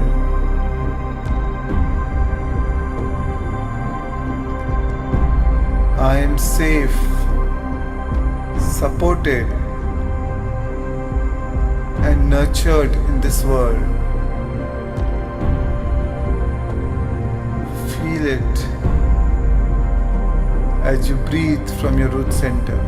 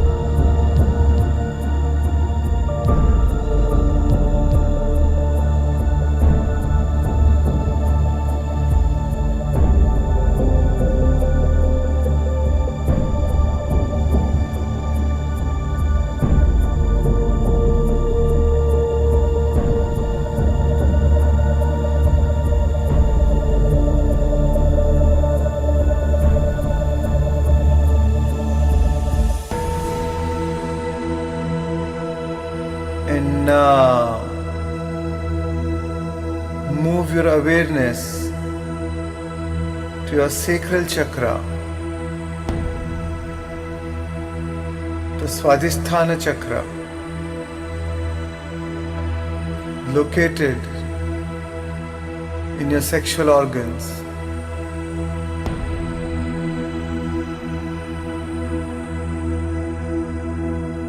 This chakra represents element water in our body.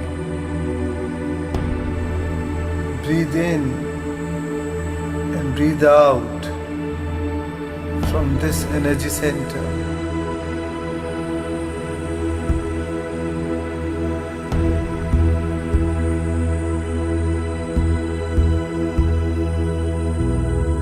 With every breath, you are balancing and harmonizing this center. With every breath, you infuse more life to this center.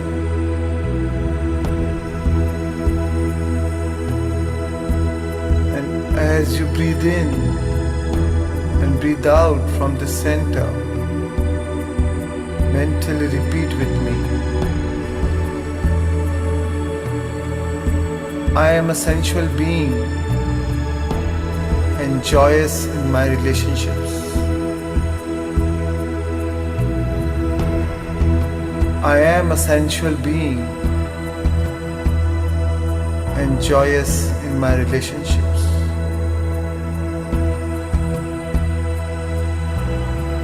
Feel it.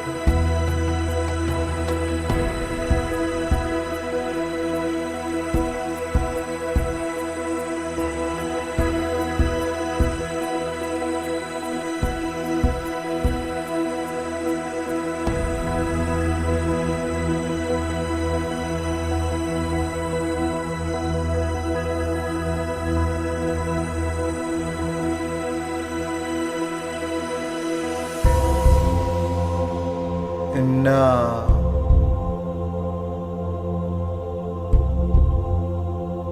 move your awareness further up to your third center.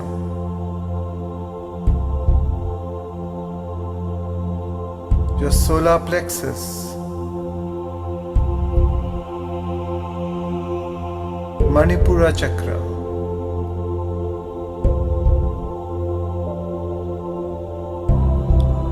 just above your navel.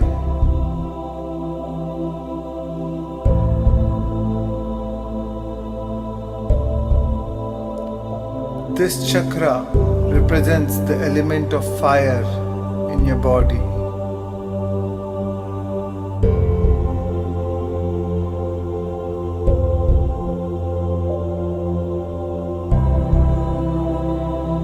Breathe in and breathe out from this center.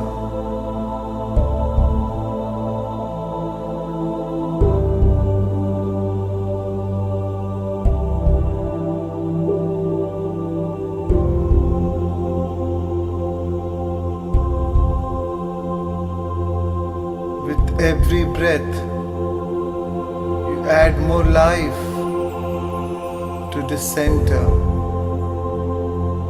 with your attention. As you breathe in and breathe out from this center.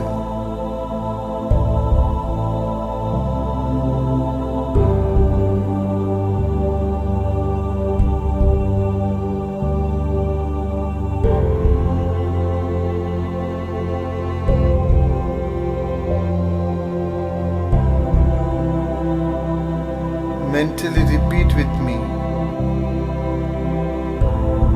I am confident and powerfully centered in my purpose.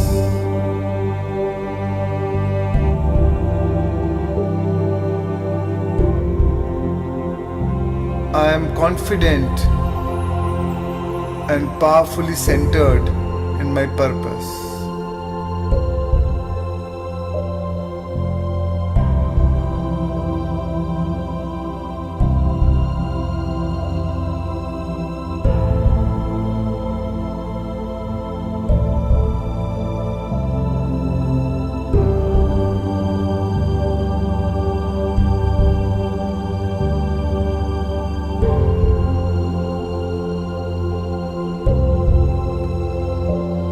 This is the center for energy and vitality.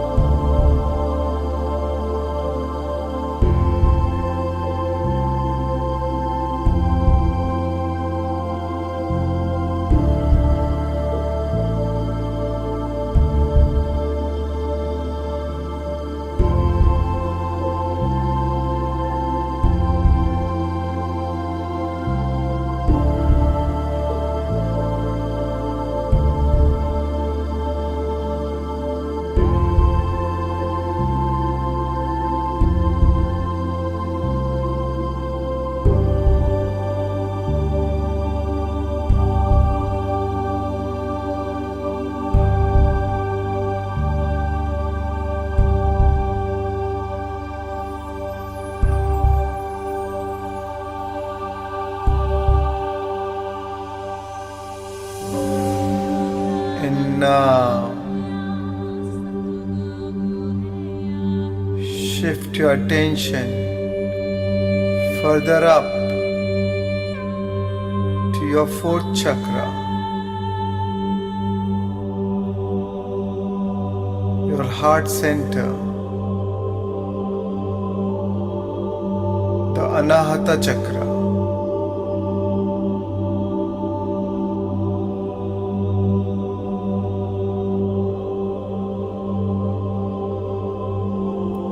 This chakra represents the element air in your body.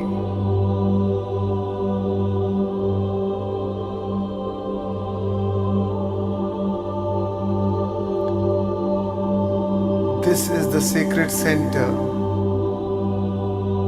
where we create from.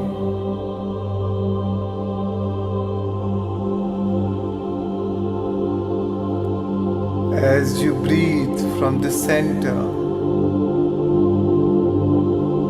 With every breath, you add more life to the center.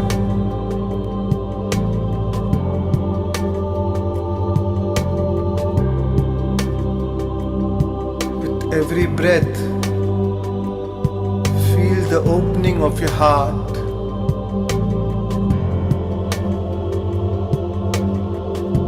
Every breath, feel the expansion in your heart.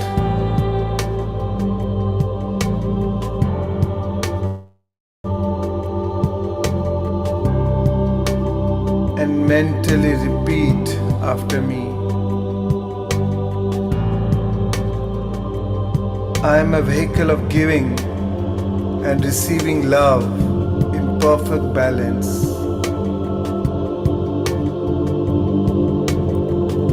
I am a vehicle of giving and receiving love in perfect balance.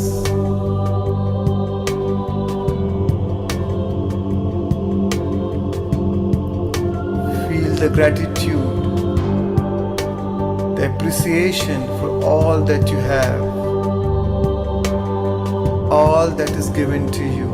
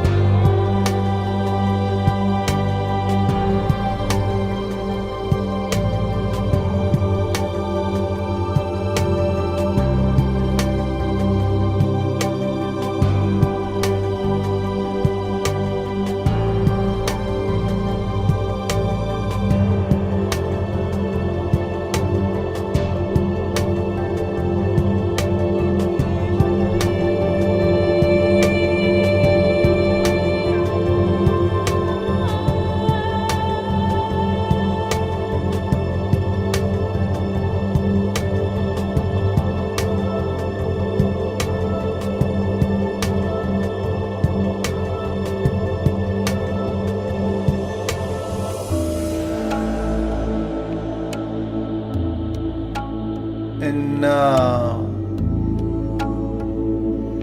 shift your awareness further up to your fifth center, your throat chakra, your Vishuddhi chakra.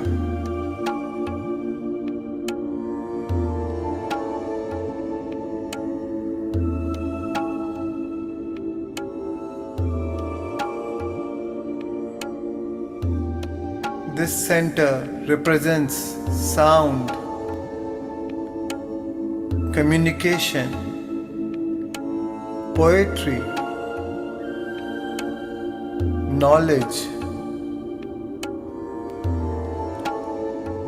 Breathe in and breathe out from your throat.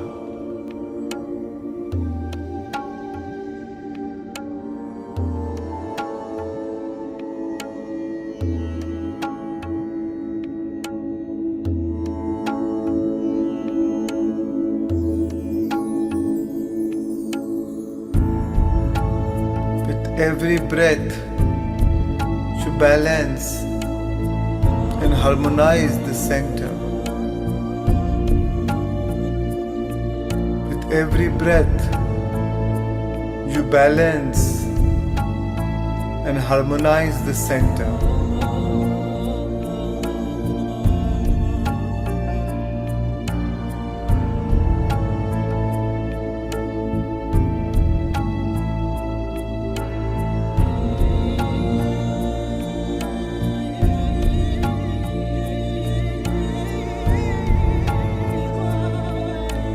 every breath, you bring in more life to the center with your attention.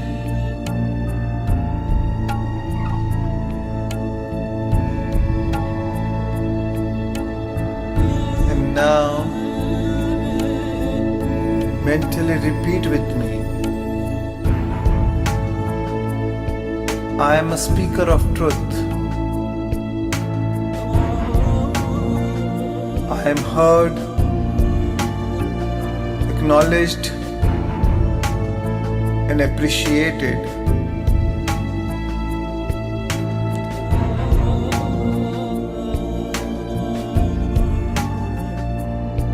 I am a speaker of truth.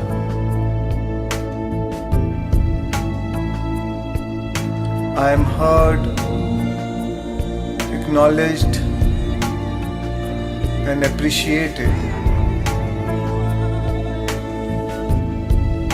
Feel it.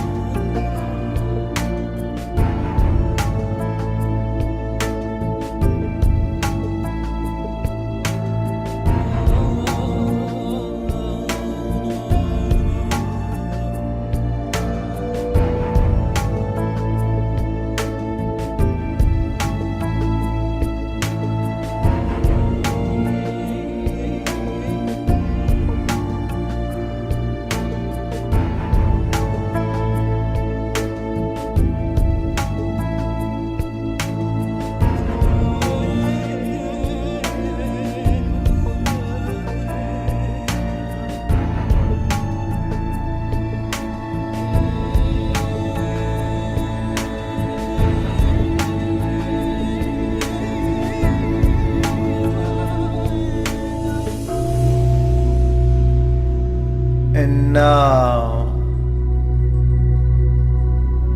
move your awareness further up to the sixth center, the Ajna Chakra, the third eye.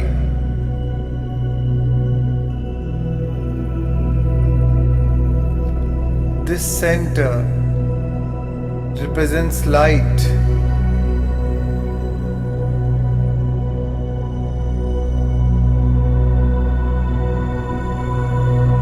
This center represents your ability to dream, imagine, remember, and see beyond.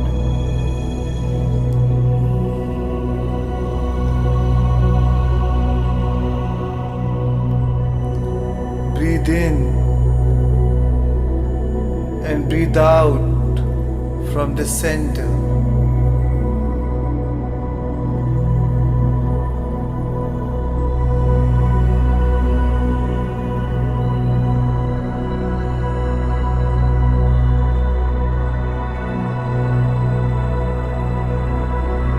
With every breath, you pour in more life to the center.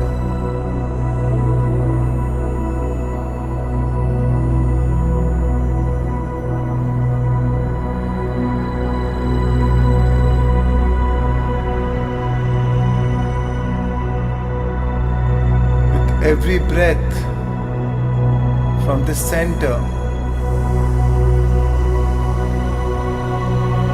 you activate the center.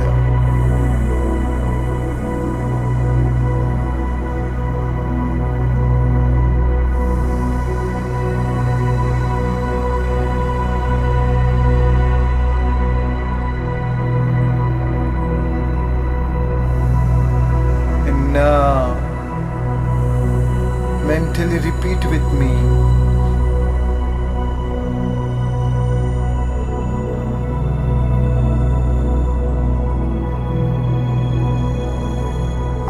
am an intuitive vessel and I honor the wisdom and guidance that I receive.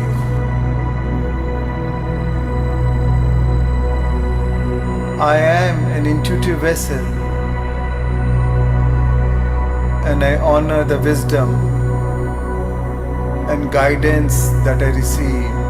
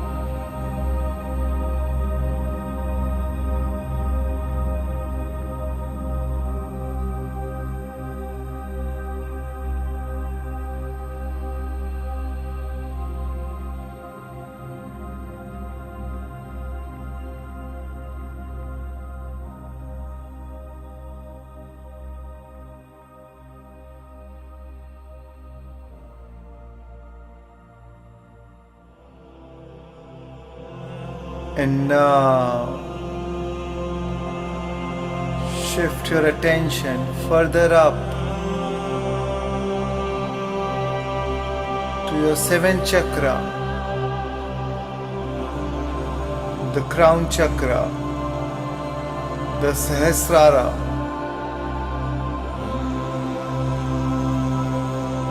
the chakra with 1,000 lotus petals.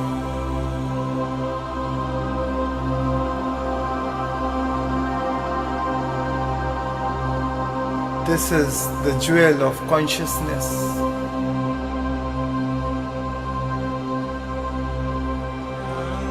Breathe in and breathe out from this center.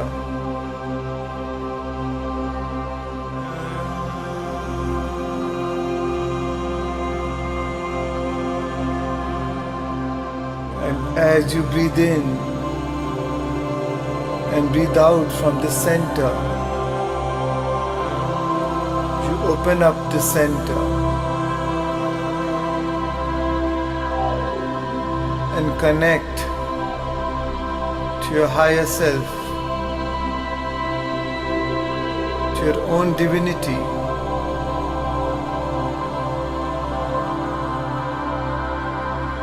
As you breathe in from the center, connect to the higher intelligence, to the source energy,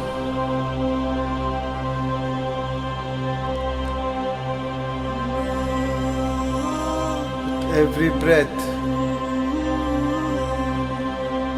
Feel your connection to the divine.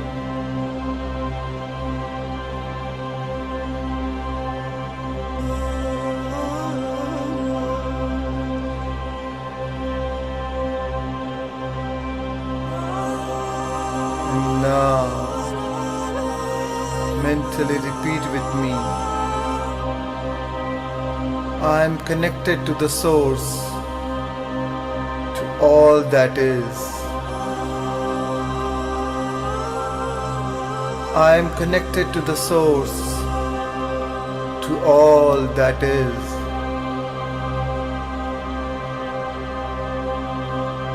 I am aligned to the fullest potential of my spiritual essence.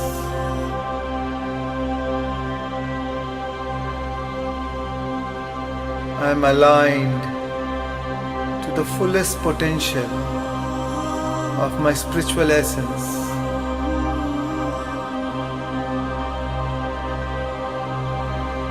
Feel it. Feel your connection to the divine.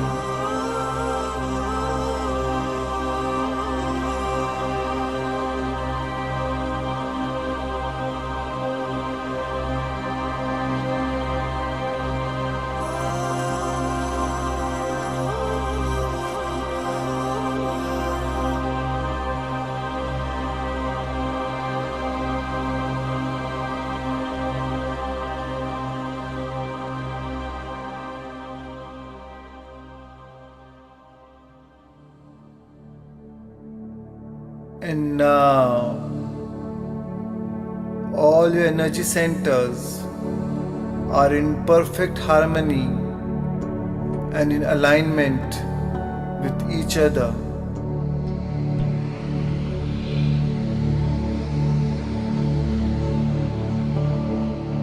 Feel the flow of energy and information flowing freely from your root chakra to your sacral chakra, to your solar plexus, to your heart,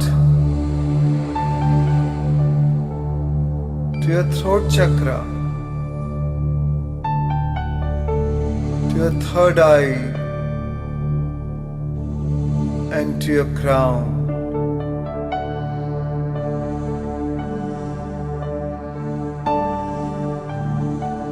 Feel it.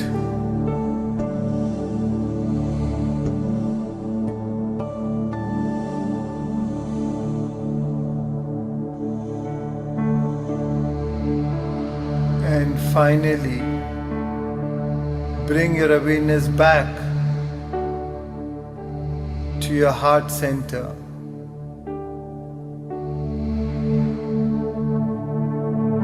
Your heart, your soul. This is the sacred place where you create from.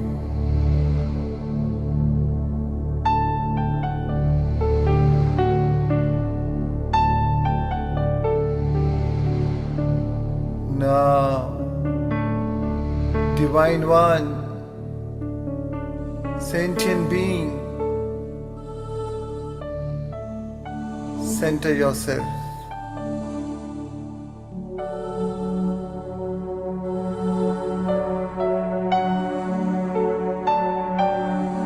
As you breathe in and breathe out from the center, feel your connection to the source energy.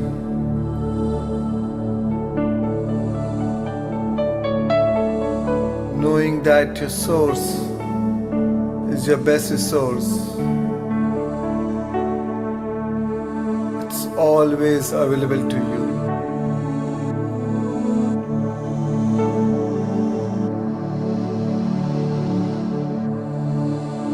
Feel the gratitude and thankfulness for what you have created today,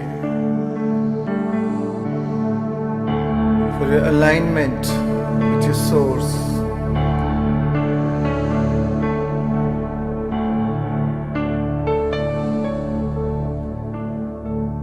divine.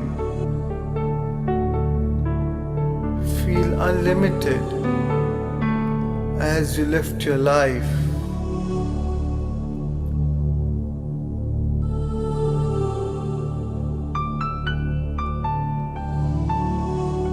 As you lift your life in love.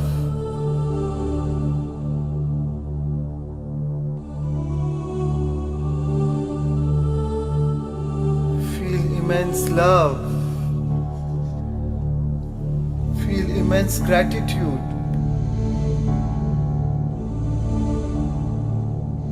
And remember this feeling. Remember it by heart.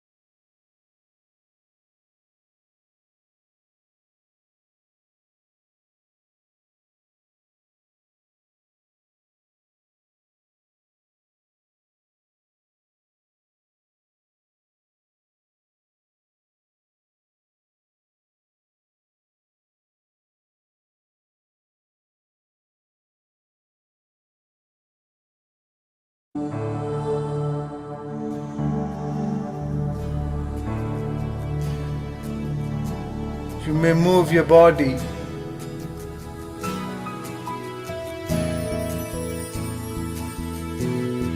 Center yourself.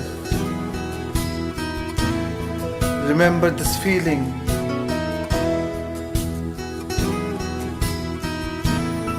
Make this feeling memorable.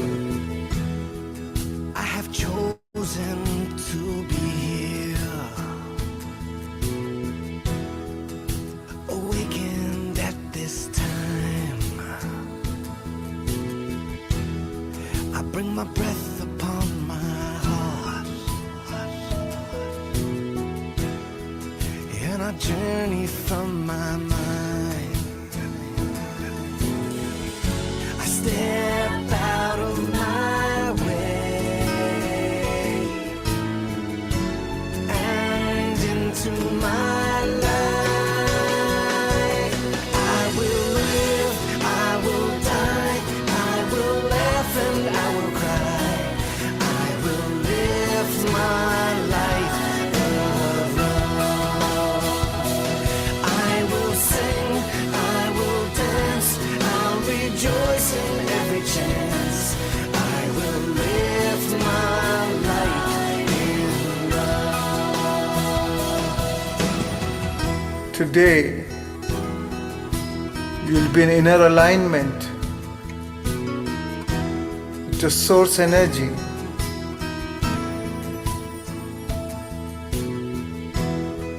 I am here to shine this light and remember once again that I will share my sacred gifts, embrace the essence of I am. I stepped out of my way and into my light. I will live, I will die, I will laugh and I will cry. I will live my life in love. I will sing, I will dance, I'll rejoice in every chance. I will live my life in love. It's time for me to live. Gonna lift my light up higher. It's time for you to live. Meet the eagle in his flight. It's time for us to live. I'm gonna lift it even higher. Dance with each star in the night.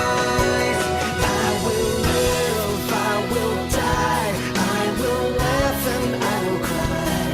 I will live my life of love. I will sing, I will dance, I'll rejoice in every chance. I will live my life in love. I will live, I will die, I will laugh and I will cry. I will live my life of love. I will sing, I will dance, I'll rejoice in every chance. I will live my life in love. I lift my life. I will lift my light. I will lift my light in. Now, whenever you're ready, you can slowly come back. Slowly come back to your new body in a whole new world and a whole new time. Take your time, and whenever you're ready, you can gently rub both your hands and place it over your beautiful eyes.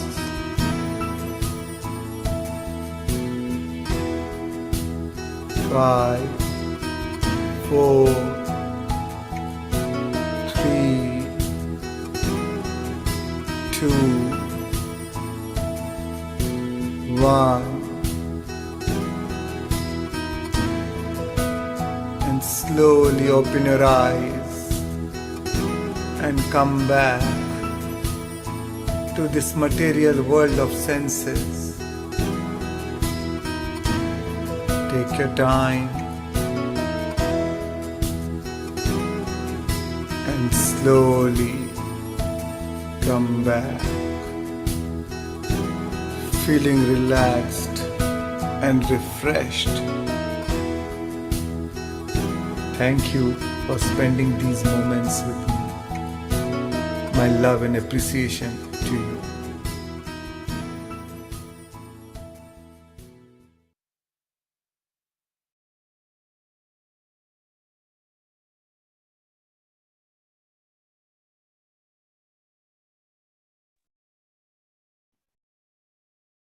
Slowly come back, my friends. Come back to your physical body. Come back to the new world. Thank you for all your messages. Sorry for the little disruption. We got blessed by internet, but I'm sure by now any disruption is, you take it like a blessing. So it was meant to be. Great. Thank you. Thank you so much. Thank you. So we can move to Q&A, Navkirat. Let's do that. Mukesh, you are unmuted.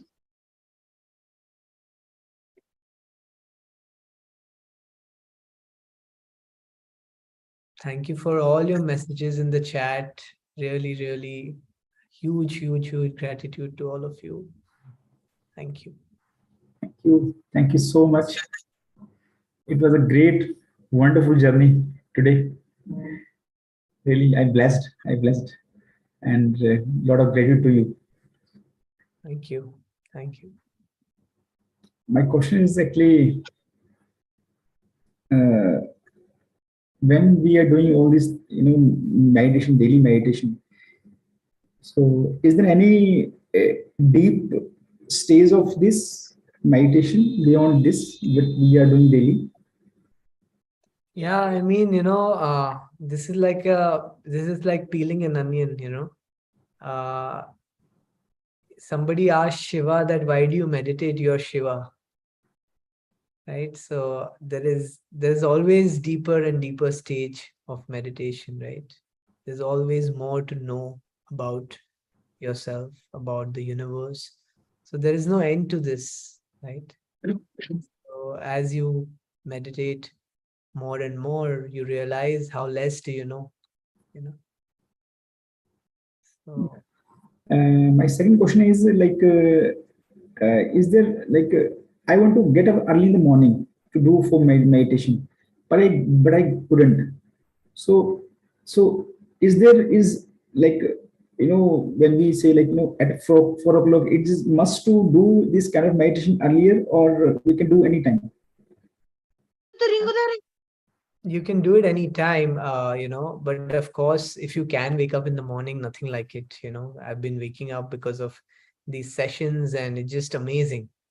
I anyways try to wake up early, but I think it obviously is difficult in the first 2, 3, 4, 5, 10 days, but then once you set up a routine, it's pretty easy. Okay. And in fact, if you start waking up early, it's just you will feel the difference. And once you taste that feeling of morning meditation, I don't think you'll leave it for anything else. Absolutely. I will try from tomorrow onwards. Okay, I tried a lot, but I couldn't. But now I try again. Yeah, I mean, this is just like we talked about the law of repetition, right? Once you do it for some days, automatically, it'll fit into your system. Yes, definitely I will start from tomorrow.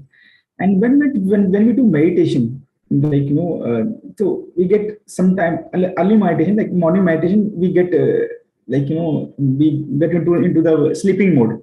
So how we could come from this? Sorry? So when we do meditation early morning, like 6 to 8 meditation, so Yeah. that time we normally used to sleep.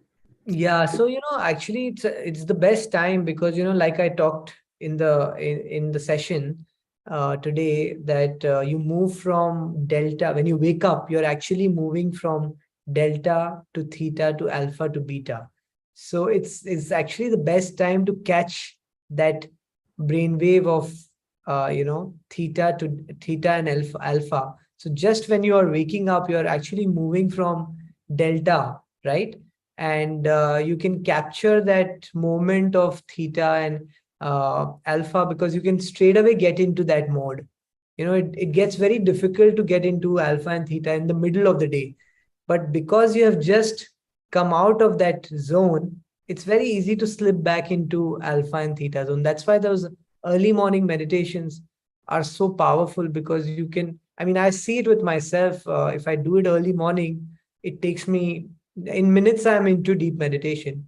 When I am doing it in the middle of the day, sometimes it takes me as long as an hour to get into a meditation, because, so many thoughts come, and, so it's just easier at a bed in the morning hours. Also, another good time is just before you sleep, because just before, when you sleep, you're done with the day.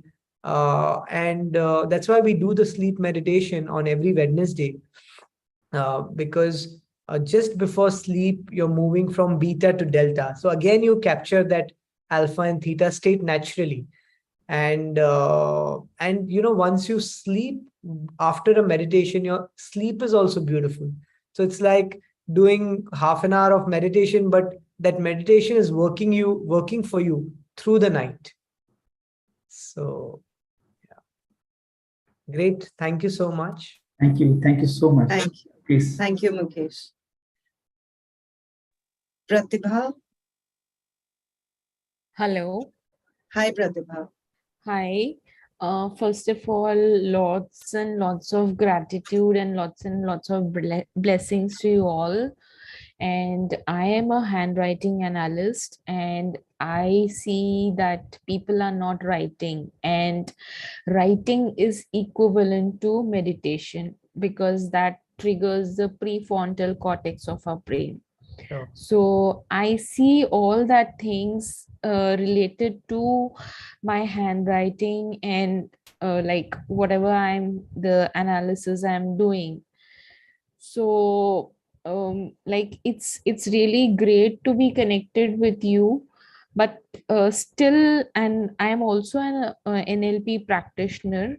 I just wanted to know that these meditations, are they more deeper than the practice of handwriting and the practice of going into like doing the NLP processes, running the processes, playing various games, and getting the unconscious signals and all? Yeah, I mean, everything has its own meaning and its own importance. So it's not right to compare one thing with another, what is better and what is not. And you need to find your mojo, right? You need to find what works for you. But I think what we are trying to do is that we are trying to, feed in the knowledge, the science, and trying to get you into that state of oneness, into that state of subconscious, awareness. And we feel that with all these studies that we've done, and all the workshops and the books that we've read, and with our own experience over the last many years, we feel this is a good way to tap into the subconscious and work from there. But I mean, everybody has their own way. The ways are many, but the destination is one, right? And the important thing is that you enjoy your journey along the way, and reach wherever you have to. I see so many of people who don't even meditate, but I mean, when you look at them, they just, you feel that they're so blessed. They're in that state of bliss. But what we try to do is that this can get you there. So meditation is like a medium to get you to your true self, right? Yeah, And exactly. whatever But medium do you choose whatever works for you. But I think a lot of work, it's been proven from thousands of years. Even the transcendental breath work that we do, it's not something that we have discovered, but it's work done by yogis, and a lot of science behind it, that we are coming and getting to you. So whatever we try to teach in these 28 days, we just don't want to back it with what we feel. We want to back it with what science has taught us, with our experiences, and we are only talking with whatever experiences we have had, and not just what we have heard. So I think I think that's what we are trying to do. Exactly, Varun. But I just wanted to just tell you that nowadays the children are not writing, and they are not like they are having a lot of stress, anxiety, depression, and like I have done a lot of research work on this. So I just wanted to know, like, is meditation like, can children also do meditation? Of course, they can. I mean, my kids meditate, and it's probably the best way for children to connect to themselves. And they should know, they should have all the knowledge. I keep telling even my kids in a very fun way that this is how it works, and how the law of attraction works, how your thought creates things, how you should talk, what tone you should talk in. So it's nice to inculcate from an early age.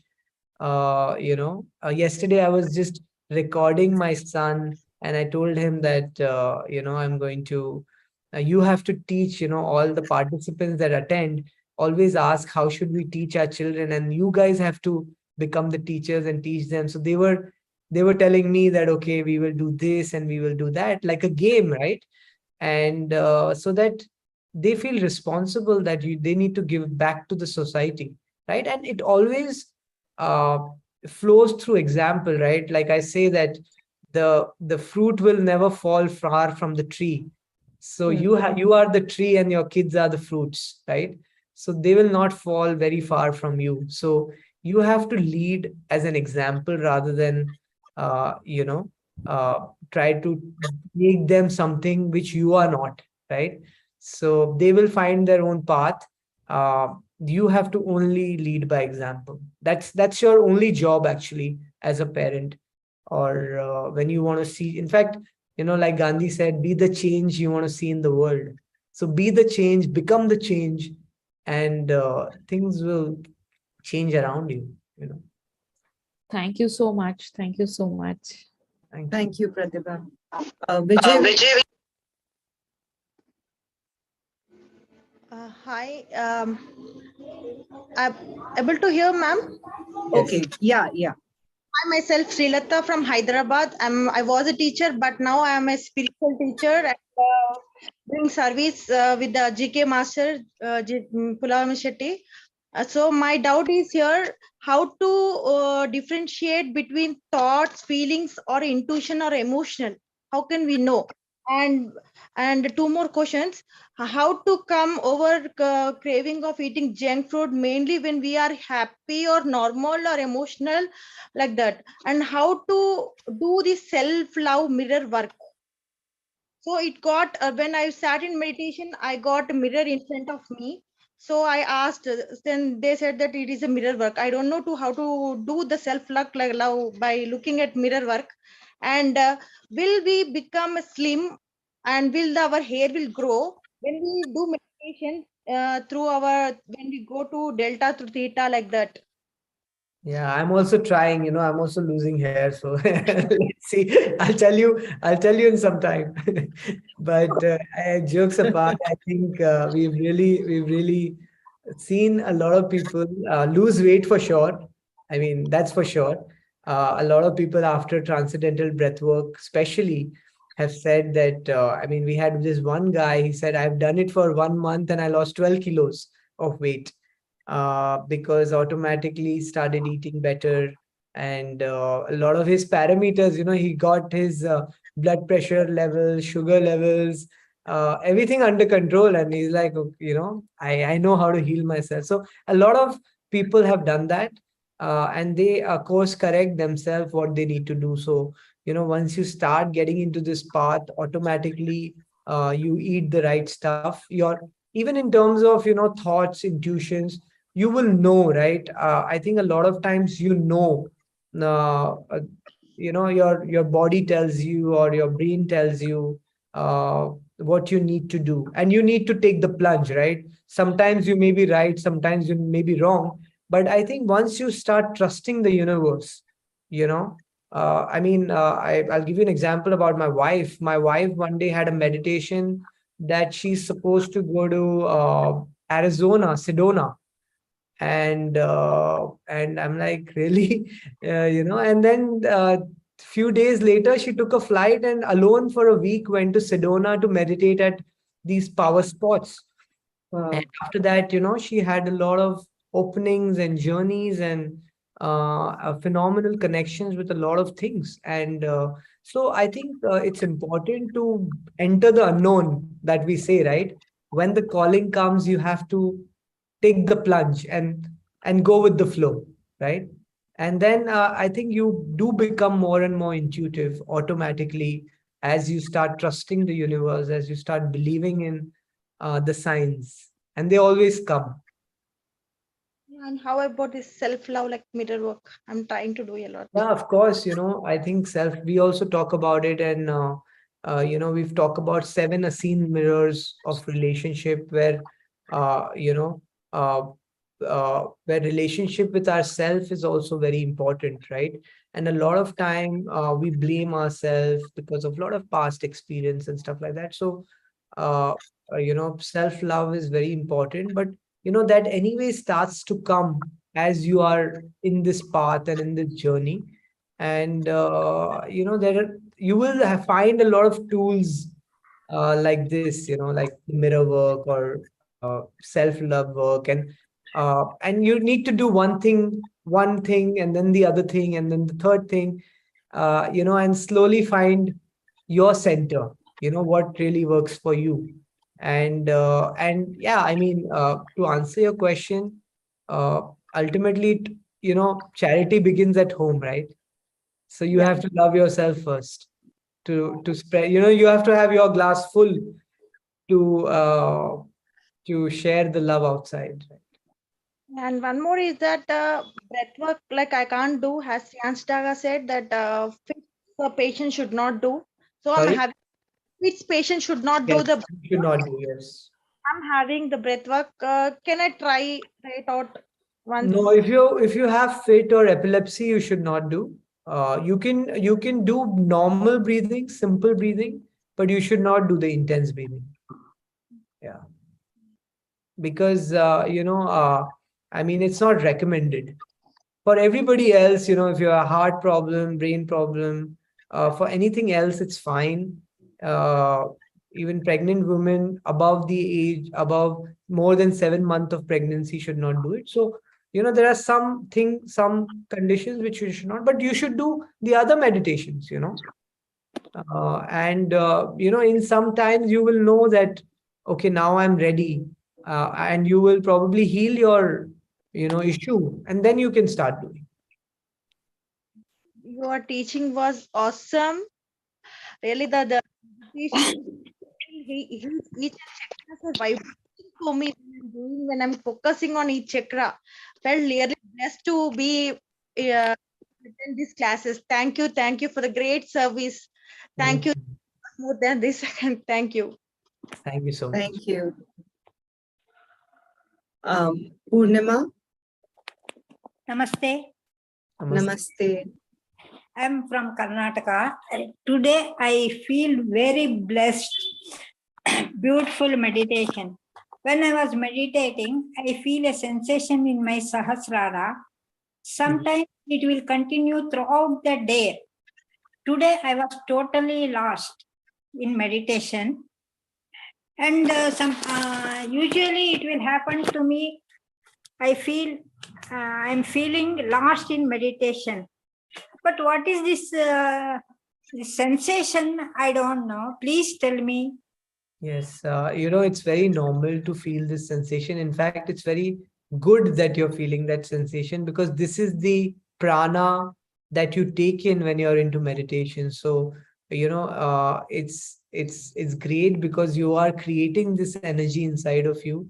And like I said, you use this energy, this pranic energy, this prana energy to because every cell of your body they start to get activated, and then they generate a lot of electricity and a lot of energy, and that's why you feel sensation, because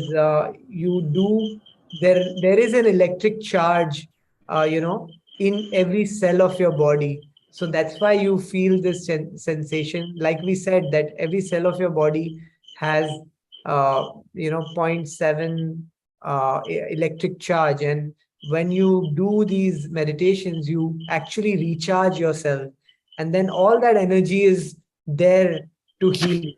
So congratulations that you're feeling so blessed and feeling the energy and feeling the sensation.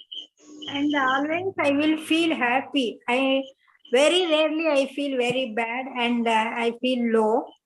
But always I feel this one happy and I feel like dancing myself inside. That's great. You should. Great. And I mean, that's the state we should be in all the time. So great. Thank you. Thank you. Thank you, Purnima. Today's meditation was awesome. Thank you. Thank you a Thank lot. you. I think the group energy makes it awesome also. It really does. Ramani, are you there? Yeah. Yes, I'm there. Thank you so much for the opportunity. I'll make it fast. Varun, I just have a question. First is that we talk of life as a karmic cycle. Whatever we're facing today in the life is all about the karmic cycle or karmic, the karma that we had in the past life. But then we're also talking about law of attraction. So Yes. are these two not contradictory? Great question. And we're going to talk about this in later classes, where we, in fact, go into the whole law of karma, and also associated with, that you have, law of karma gives you a blueprint that, which you have created for yourself. But you have an option to change that blueprint by learning the lesson. So a lot of time when you learn the lesson, because law of karma is to teach you the lesson that you need to learn, right? And a lot of times, by the way of your life, and when you get into your journey, you learn the lesson, you learn the mistakes that you made, and you start to release those emotions, and then you start to release those karma also, right? Otherwise you will be in that loop of the karma. So you have the ability to also release those karmas as we move along. But I would say that stay put, because in later sessions we are going to go very, very deep in this subject. We're going to talk about life after death, how you create your your life, your blueprint. We're going to talk about karma. So it's going to get very interesting as we move on. I have one more question, after which I'll just move away. Thing is that when I'm doing this meditation, what I find is suddenly I'm feeling sleepy. I kind of, go off to doze off also, I think. And at times there is a heaviness in the center of the chest whenever they ask us to focus there. And suddenly I start sweating. Yeah. So I'm dozing off.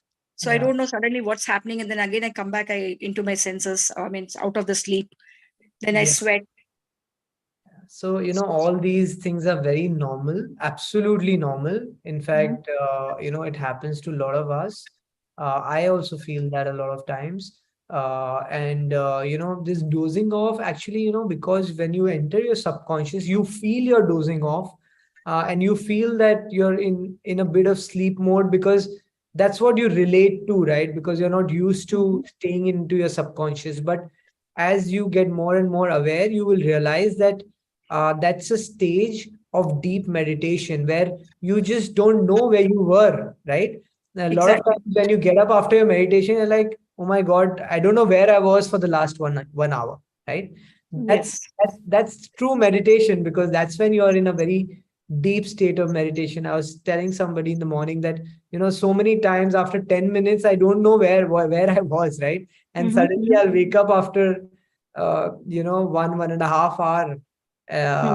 In fact, in one of the sessions which I was taking, I just went into such a deep meditation that I didn't get up also for the, to take the follow-on session sometime back.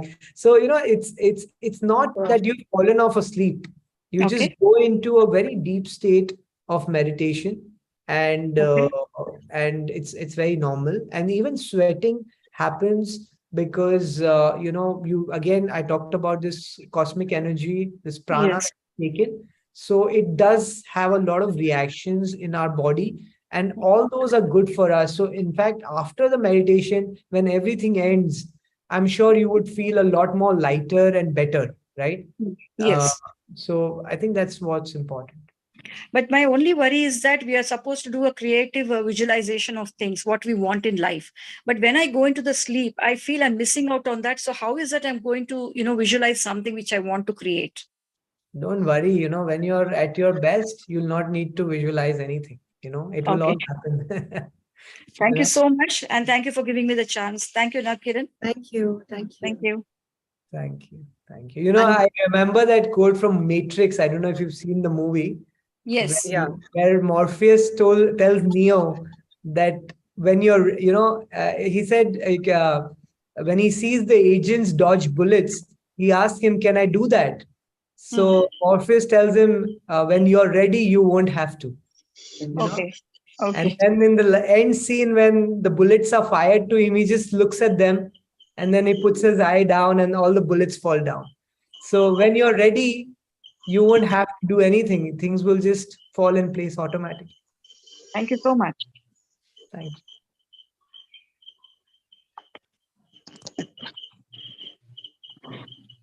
Yeah. Anvesha, are you there? You're unmuted. Yes, hello. Hi, Am I Anvesha. Hi. Do you am I want to audible? Yeah, Yes, you're audible. you are. Do you want to switch on your video? Okay, no problem. Hi. Hello. Hi. Hi. It's nice to meet you all. Thank you so much for this wonderful session. Thank you. Yeah, I have few questions. So can I go ahead? Yes, please. Okay, so during meditation, can we sit in Padmasana instead of Suprasana? Yes, you can. Okay, and another question is that I have a kind of anger issues when dealing with certain people, or some people, around us sometimes trigger few moments that we want to forget about. And we just, at that point, we cannot just, control our anger or our emotions.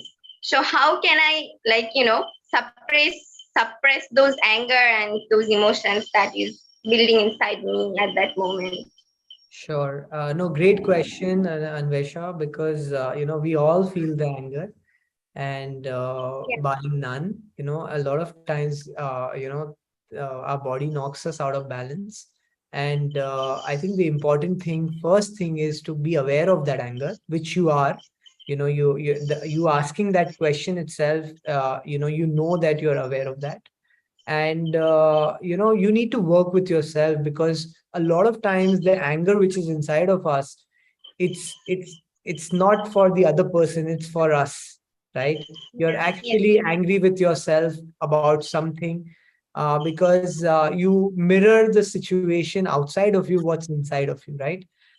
So you only attract those situations which is outside, because there could be some kind of anger with yourself. Once you sit with yourself, do not suppress it, please. A lot of times we try to suppress our anger, because if you suppress your anger, it'll come out as a fear, it'll come out as another emotion, right? Yes, exactly. So you need to sit with yourself, work with yourself, and tell yourself that, I accept the way I am. It's okay to be angry sometimes. I accept the way I am, and I will be better. I'm more peaceful. I'm more relaxed. And when you start programming, and I talked about that in yesterday's session, how the angry person becomes a peaceful person, because he starts reprogramming the subconscious with new thoughts. He's firing and wiring new information, and slowly the change begins to happen. So you need to, in your meditations, you need to sit with yourself and understand where, it could be deep rooted, from Yes. your some of your past experience, or whatever it is. Maybe you need to forgive some people in your life, from the past, from your childhood. And Yeah, we can forgive and move on, but the other person is not really, willing to forgive and forget or move on. So he or she is clinging on to those past memories. yeah, when you lose the emotional charge, automatically what other people think would not affect you, right? Yeah. You need to once you start releasing and losing that emotional charge, we have a lot of emotional charge even with people, in the form of, it could be anger or hatred or a judgment. I think judgment is a very big emotional charge because we judge people, right? And we are also Yeah. scared to get judged, right? So a lot of times it's the judgment which we need to drop. We always judge that, that person is angry with me, he's not letting go. Who are we to judge? We should drop that. The minute you drop the judgment, you will see that that emotion is released. And once that emotion is released, the relationship just heals automatically. Either they will Yeah, I move got out it. of your life, either you will not see them, and they will not trigger those emotions, uh, or they will change, because they are changing, because actually you are changing. Okay. Yeah, I understand. You Thank you always so you much. always mirror what outside, what you're inside, always. Yes. And another question is, during today's chakra meditation, when we came to that neck part, I felt certain discomfort in my neck area. So is that okay? Yes, that's absolutely okay. Okay. Thank Thank you so much. That's all. Thank thank you. It's you. been a All the pleasure. best. Thank you. Thank you. Varun, time for one more question. Yes, let's take a last. Yeah. Ria. Hello. Hi, Ria. Hi, good evening. Hi, good evening. Yeah. Good evening, Varun. I wanted to ask, how can we relate forgiveness to neuroscience? Can you elaborate with a question, with an example? Yeah, example is that there is somebody in my life that the person has been hurting me now and every now and then. और अब तो मतलब अब क्या होता है, वो बड़ी बड़ी कोई गलती नहीं भी करे तो भी उसके स्मॉल ट्रिगर्स भी मुझे इतना एंग्री कर देते हैं कि मैं अब फॉरगिवनेस तो जैसे मैं भूल ही जाती हूँ. मुझे लगता है, मुझे मालूम है कि मुझे फॉरगिव करना है या मुझे करने की कोशिश भी करती हूँ, पर फिर कोई अगले दिन कुछ ऐसा होता है that I am unable to forgive and it's been like years now. तो जो पुराने जो ट्रिगर्स हैं जो बहुत बड़े थे, मतलब इतना इरिटेट कर रहा है जिन्होंने, तो अब जो है स्मॉल ट्रिगर्स भी मुझे बहुत परेशान कर रहे हैं. अब तो मेरा फॉरगिव करने का मन ही नहीं हो रहा है, बट आई नो अगर नहीं करूंगी तो अगली लाइफ तक मुझे लेके जाना पड़ेगा. Right. No, very good question. And Very good question. And really very pertinent. And I think it resonates with many people. Yes, absolutely. And I think what's very important is to recognize, and you also need to stand for yourself, because otherwise you won't be able to forgive yourself, right? And I think what's very important is that you must communicate what you feel.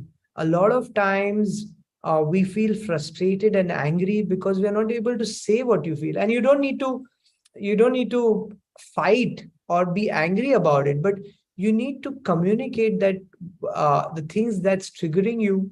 If that person is important to you, you must tell them that these are the things which trigger me, these are the things that I don't like. And at the same time, you need to work with yourself, so that you create your own level of happiness, and own level of comfort, or own level of shielding, so that you're so well shielded that nobody can get into your shield. You know what I'm saying? I hope you get that. So I think what's important is that don't just mentally try to forgive them, because that will not happen. You need to communicate. You need to stand for yourself. You need to tell them in a very nice way that look, these are the things that trigger me. small or big, and let's work it out together. How can we do things that so that we can sort that out, and we can live a happier, healthier life. So I think communication is very, very important. And then you also have to start working with yourself to understand why it's happening to you, where is it arising from, what you need to do, and take actions according to, the answers that you get from within.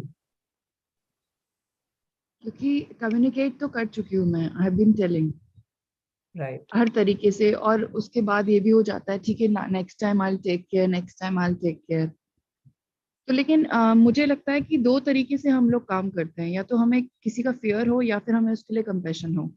अगर compassion नहीं है तो हम वैसे ही उसके लिए कुछ नहीं करना चाहेंगे, और फियर हो तो फिर भी हम काम कर देते हैं कि नहीं नहीं इसका डर है, बॉस का डर होता है तो हम काम कर देते हैं। हाँ जी, बिल्कुल। तो मुझे यही लग रहा है कि क्या करूँ, अब मुझे समझ नहीं आ रहा, मतलब इट्स बीन लाइक मैं खुद को चेंज कैसे करूँ, या मतलब गुस्सा मुझे नॉर्मली भी आता है पर इतना नहीं आता है कि एकदम, और मैं कम्युनिकेट करती हूँ तो भी मतलब लोग चेंज हो जाते हैं, but this person is not changing, तो मुझे I am not getting how to carry. So I think a lot of times what I totally hear you, and I totally understand where you're coming from, but just from a spiritual perspective, we choose, first is important to understand that we choose our relationships, we choose the situations we want in our life, and we need to when you go into a deeper state, it's not about forgiving them, or it's not about it's just about understanding yourself, understanding your own power, understanding your own emotions. And when you go deep, when you sit with yourself, and when you go into deep meditations, you will, and a lot of times, what happens is when you see that person, and like I talked about this, you can auto suggest, and you can trigger those emotions of the past, when you see that person, right?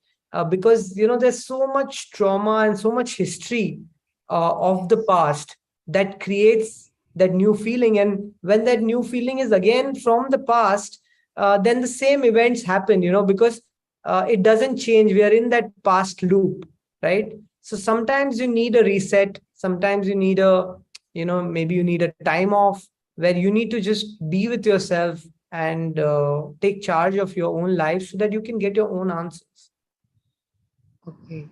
So NLP में जैसे आपने बोला था नए neurons कुछ ऐसे करके, तो can I produce some new neurons? Yes, of course. So when you get into deep meditation, you must you must fire and wire new information, and for example, automatically you will start losing the charge of your old patterns and old memories, because see, I can see there is a lot of charge that you have, with the person, because there are so many things that have happened in your life in the past, and your present is getting so influenced with the past that that we are not able to forgive. Right. एक example please दे दीजिए मुझे कि मैं क्या नई information feed करूं जब मैं मेडिटेट कर रही हूं तो। Yeah, so for example, first of all, when you get into your deep state of meditation, you need to first be grateful, rather than trying to change what you don't want. Let's first become grateful for what you have. So maybe with that person or any other person who's there in your life as a support, a lot of times, it's our way of looking at life, right? Is our way of seeing whether the glass is half empty or half full. Sometimes our energy, if you give 99% of your energy to somebody which is giving you a lot of happiness, right? And if you give only 1% of your energy to somebody who's giving you some kind of sadness. So I feel that important thing is start with being grateful for people that are there in your life, for the relationships that you have in your life, for where you are in your life, So try to accept what is there. So, gratitude and acceptance, I always say they are the pillars of creation. They are the pillars for manifestation. You cannot create from a feeling of lack, sadness. You cannot create from there. You'll have to build the pillars of gratitude and acceptance. Once you are grateful for your current situation, I'm sure, if you're not grateful for anything, then be grateful for being alive, right?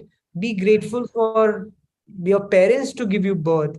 Whatever those things you can be grateful for breathing, for having a life, small things in life, for getting food. You are so much more privileged than many others in the world, right? And once you're grateful for your current situation, you need to build on that. Then you can say, okay, now I'm ready to, and you don't have to go into specifics of that one person, because a lot of times when you think of that one person, you'll bring back all the old memories, right? So this journey should start with something easy, something simple, and slowly, when you build on it, the old memories, because you are firing and wiring new information in a very new direction, right? But you're working with the same emotion. So the idea is, when you're working with an emotion that I'm so grateful for my relationships, right? I'm so grateful for the people in my life. Automatically, either that person who's hurting you will change, or you will find happiness with some other people in your life, or that person will move out. Whatever is best for you will start to happen automatically once you change that emotion related to your relationships. Right. I Thank you hope so I much. answered your question. Yeah, I'll follow the things. Thank you so much. And I really love the way you explain. Thank you so much. Thank you. Thanks a lot. Thank you, Ria. And Varun, I think that answer itself is a manifesto. It had guidelines to so many deep questions and so many universal questions. And I think Kalash here, what he's saying, maybe he voices for a lot of people. He's saying ये sessions के पहले ज़्यादा जीने की इच्छा नहीं होती थी, पर अब तो जीना है यार. Thank you, Kalash. Thank you. That feels so. Thank you, everyone. Thank you so much, Varun. So beautifully, so poetically, and so patiently explained. And I think everyone's going to sleep a little better tonight. Great. Thank you so much, guys, friends, masters. Enjoy your life. Live every moment with love, with peace, with light, and make your life a masterpiece. Thank you.